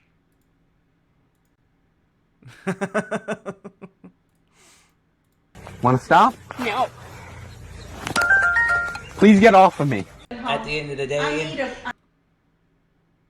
Karen calls hotel employee the N-word on the phone, that then gets upset she can't stay at the hotel. and the climate that we live in today's society, I was sorry. I understand that, but it's above me now. The fact that they sent, I don't know if this is the same employee or if he's just a different employee who also happens to be like African American, whatever. But the fact that they sent this guy makes this way more satisfying to me. Excuse me, ma'am. I happen to be black and I know you have no respect for me because of the color of my skin. However, it is my great privilege to tell you, you need to get out of the hotel right now. There's some sweet, sweet justice in that. I need a room tonight. Well, there's the best restaurant next door. No. Yes. Please, let me hear. My daughter's here. I'm sorry, but I mean, I was on the phone when you said it. I said I'm sorry. Please, I've had a horrible day And I had a today. horrible time when hearing that. He won't let me in. It's above me. She called me a fucking. Oh, at least this one's bleeped.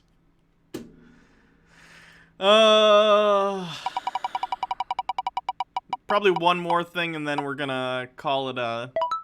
Probably gonna call it a day.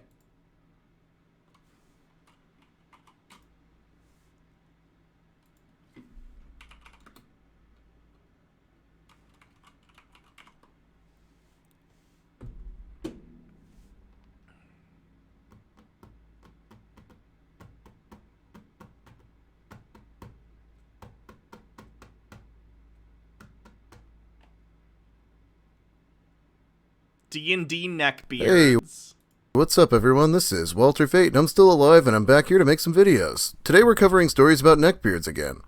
Neckbeards are those classy guys who enjoy the finer things in life. Things like Doritos, Mountain Dew, and magnificent beards on their neck. None of these things are acquired though. If we're talking about them, it probably means they're trying to hit on someone. Anyway, let's just get started with more Reddit neckbeard stories. These stories are from Reddit Tales of Neckbeards, unless I say otherwise. This first one actually especially made me cringe, so I wanted to cover it. The Saga of a Neckbeard St. Patrick's Day. Okay, so I just found this sub a few days ago, but man do I have a lifetime of stories for it. I am something of a nerd myself and I love D&D, D&D groups are great places to find friends, make enemies, and attract neckbeards. This story is from when I was in college, so it's give or take 12 years old.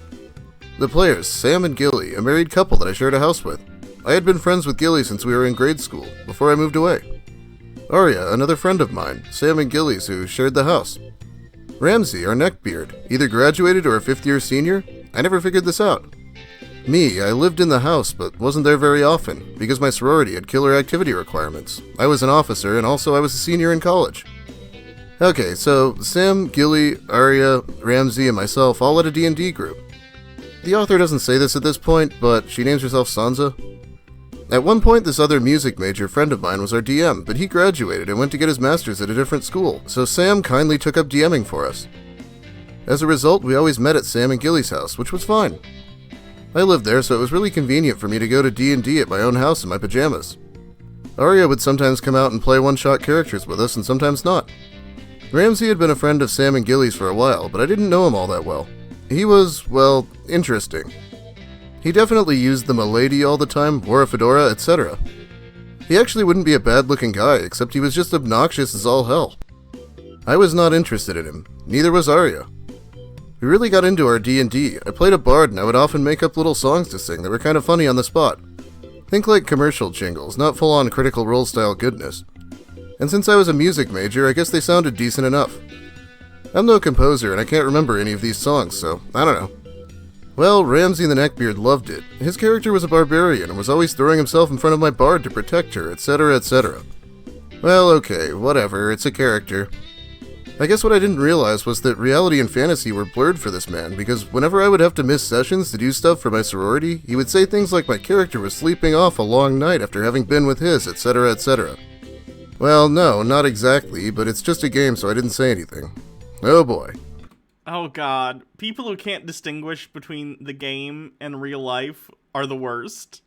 I've heard stories like this. There was a Reddit post, too, that was at one point, I forget who it was, but it was a Reddit post where someone, like, their DM was a guy, and the DM was playing an NPC that was a woman, and one of the players had a crush, fell in love with, whatever you want to say, with this female NPC, and would call the DM on the phone and ask to speak with this fictional character, and would speak with the NPC like they're a real person. Like, this would be like if in Charisma Saves, Alex called Jake so he could pretend to speak with Armadillo. Like, this is like bonkers. It's so weird. So we get to St. Patrick's Day. I'm downtown at a frat party with some of my sisters, and I'm pretty drunk. I have control of my senses still, yes, but I need to get home. Ramsey shows up at the frat party. It's in a bar Now that's some role-playing. downtown and offers to give me a ride home. I don't know where my actual ride was, but I accepted because, hey, I know this dude, right? You feel like Jake would do it? So, feet, huh? Tools of capitalism. MMO addicted. I mean, as long as you can separate IC and OOC stuff, IC flirting in character and out of character stuff, in character flirting can be fun. Me and my best friend often play couples. He's painfully straight, sadly. Oh, sure. Like, that's completely fine. Like, I think in another campaign, Randy's character and Sarah's character are in a relationship, but those are the characters, right? Like, they're just friends in real life.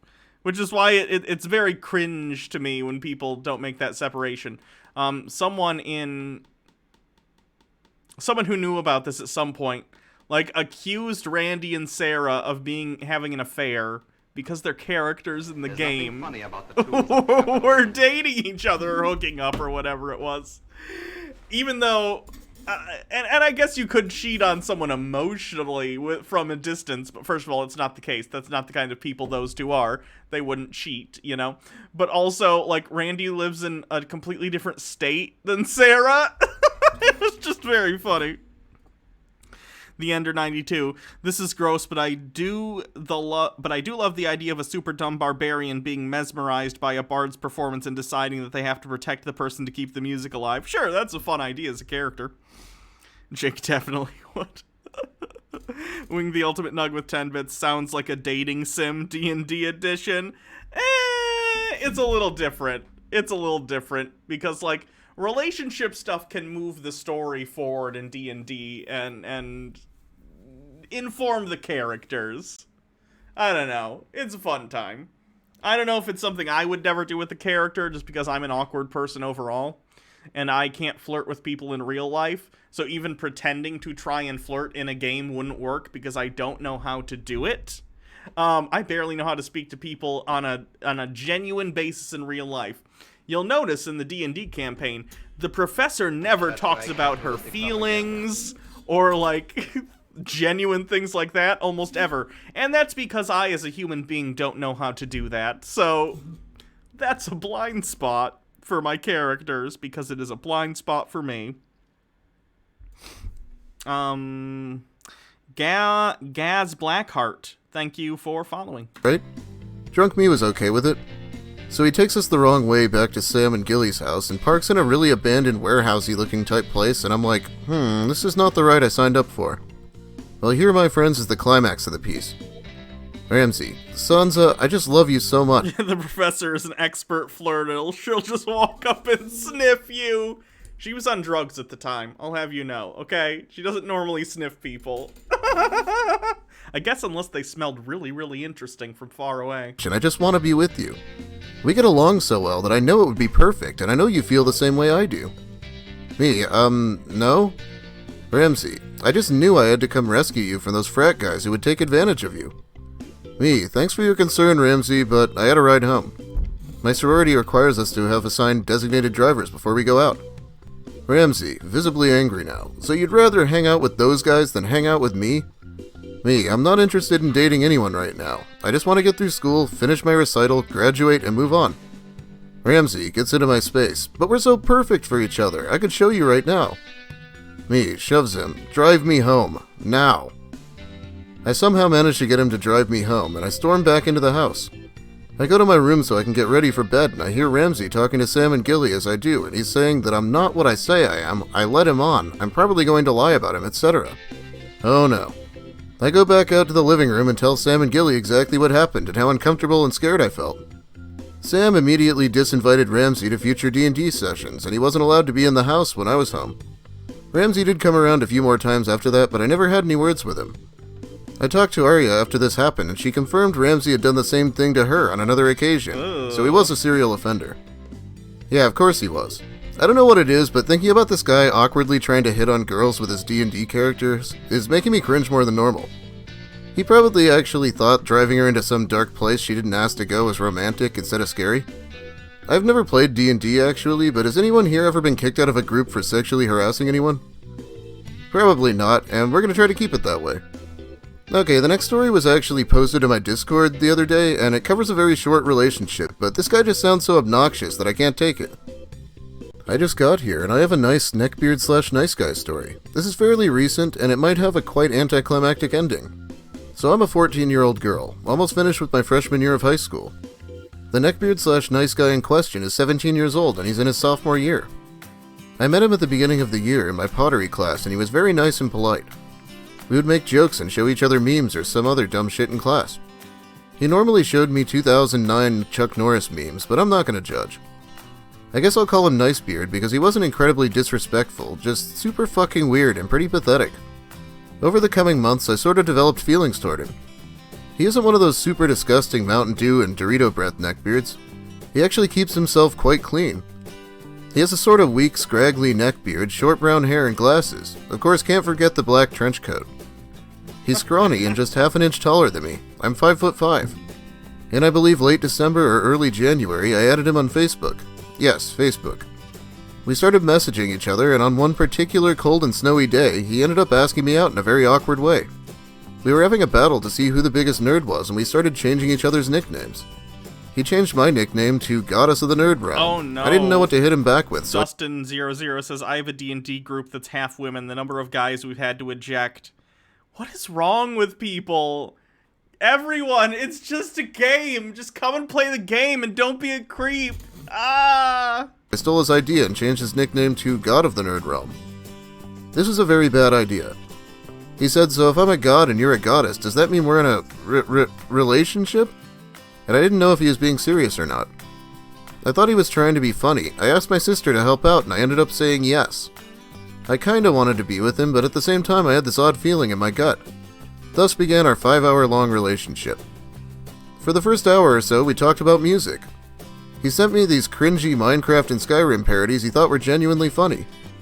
He asked what I thought about them, and I didn't want to hurt his feelings, so I just said they were pretty cool. Daddy Sume, I flirt with everyone, though. Probably shouldn't do that. For the next hour or so, he got a little bit weird. He talked about our future home. I'm really into horror movies. You can probably guess my favorite based on my profile picture. A while back he told me about how he watched all the Purge movies, which I don't like all too much. He told me he wasn't even scared and that there was not enough blood, I'm guessing to impress me or look cool. He's very squeamish. Anyway, NB started talking about our future home, saying we can move into a haunted asylum together and live happily, milady. It was fucking weird considering we had just started this relationship.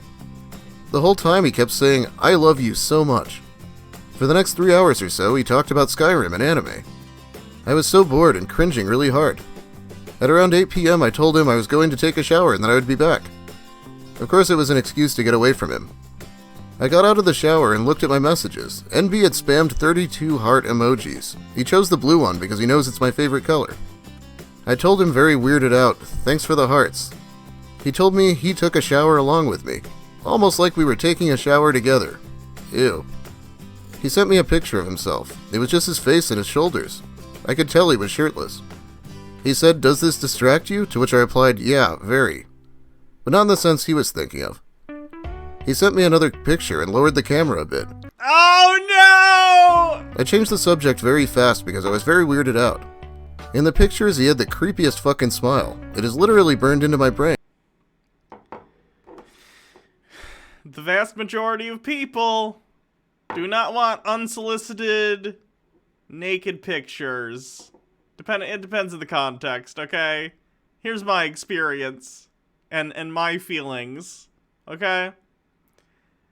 I think there's probably a bigger proportion of men who would be open to this, receiving naked pictures from women.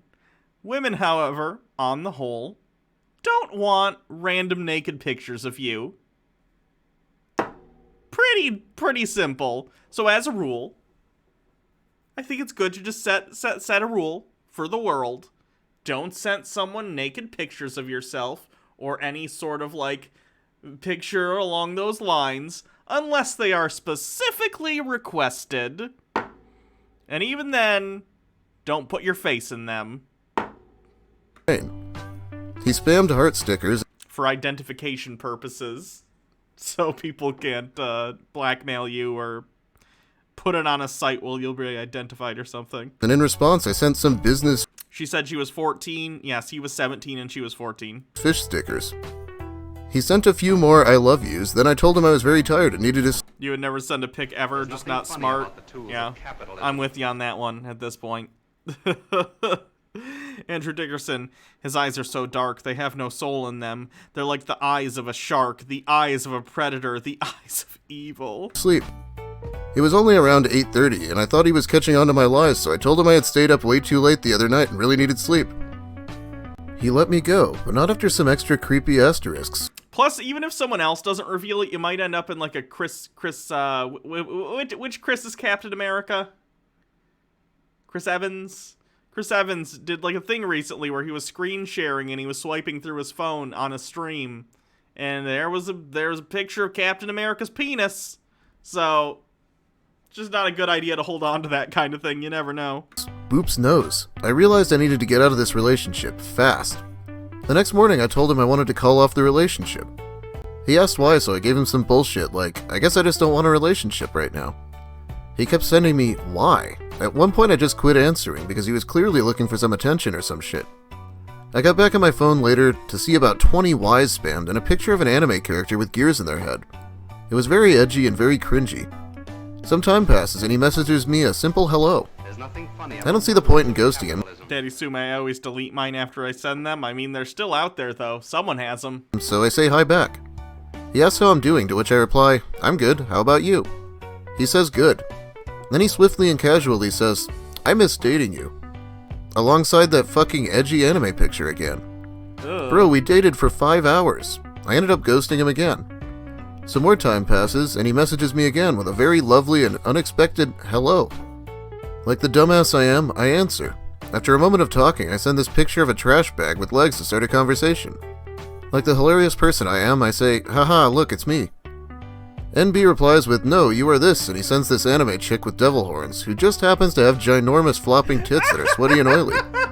Once again, you guessed so charming. I ghosted him.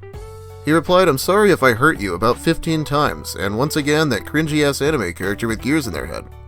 I'm gonna try to find those pics later. You may be asking why I haven't blocked him yet. My answer is I don't even know. I end up having to go back to school and we have block scheduling, so that very day I had pottery as my first hour. I sit next to NB and things are fine. No mention of that awful relationship.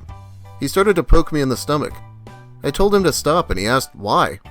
He kept poking me and I didn't really want to make a huge scene, so I swat him away. At which point he poked my thigh. He slid his finger up my thigh and I have never felt more creeped out and disgusted.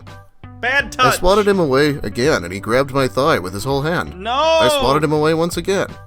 He finally quit. He said, you should have given me a chance. I'm a nice guy. Again, I need to say, I'm only 14. Can we start, like, teaching people that when this happens, you immediately go, hey! Someone! This person is touching me! That'd be great. I'm a freshman. He's 17 and he's a sophomore who's supposed to be a junior. This guy who's almost an adult is grabbing my thigh. The age difference is part of the reason I wanted to leave him in the first place. Plus he's a humongous weirdo. And I also have to say I'm not confident when it comes to my looks and my weight. When he was poking my stomach and giggling like a little girl, I was very unhappy as it was kind of like him pointing out one of my biggest insecurities. I was kind of surprised when NB said he wanted to start a relationship in the first place. I always thought neckbeards went after chicks who looked like lollies. Short, petite, and cute. I am none of those. I am overweight and I am not cute. My voice is also very monotone and I'm not very girly. He still tries getting all close to my face, poking me and whispering in my ear, very creepily. But I plan on ditching his ass as soon as summer break comes along. She should talk to someone at the school administration to get that to stop. I know this story was long and probably boring, but I hope you guys somewhat enjoyed it. Just my neckbeard tale. Until next time. Okay, so first off, people tell me every time, Walter, a 3-year age difference in high school. Teach people to respect boundaries. See, I feel like we do, to an extent. I agree, we could increase it, that's for sure. But, like, I feel like for people like this, shame is, like, one of the only things that would possibly work. Telling everyone else, hey, this guy's touching me! Why is he touching me? And getting everyone to look at him. I feel like that, I don't know, how else do you teach someone like that other than immediate social shame? High school actually isn't that much. Yeah, I know, the age difference has nothing to do with why I use this story. The guy just sounds insanely annoying and immature, even considering it's high school. I know you like horror movies, let's just move to a haunted asylum together somehow, even though you know I'm a goddamn coward in real life.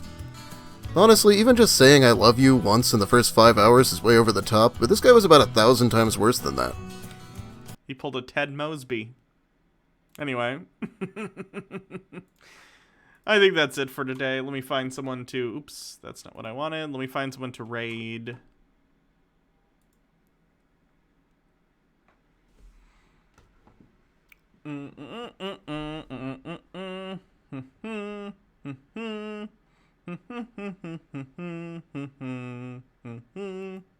What's David Packman doing?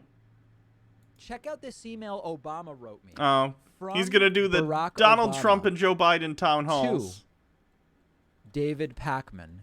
Subject. The meth. Right? Dear David, There's nothing funny about the thank tools you of so much. You would for raid the U.S. great Army meth you sports gave team. me. Sincerely. Yeah, I'm not doing that. Barack H. Obama. So thanks, everyone. I hope you have a good night. I'll be back tomorrow for Chud Watch. wow, Come back for that. It'll be a good time. This is a Have a good night, email. everyone. You can So spam far, trans that's what's rights. been released, and of course there are all sorts of I don't other want to get reports coming banned out for that it may harassing be the military. I planned imagine they pay propaganda. I mean, Twitch it's- relatively we're gonna well keep talking about to it, but get if you like wanna featured get, and stuff, so I'm caught not up to dealing with speed that. on the Hunter Biden But yeah, story, come back check out tomorrow. the clip that I Thanks, released, everyone. Have a good night. Just about 45 minutes ago or so, and we will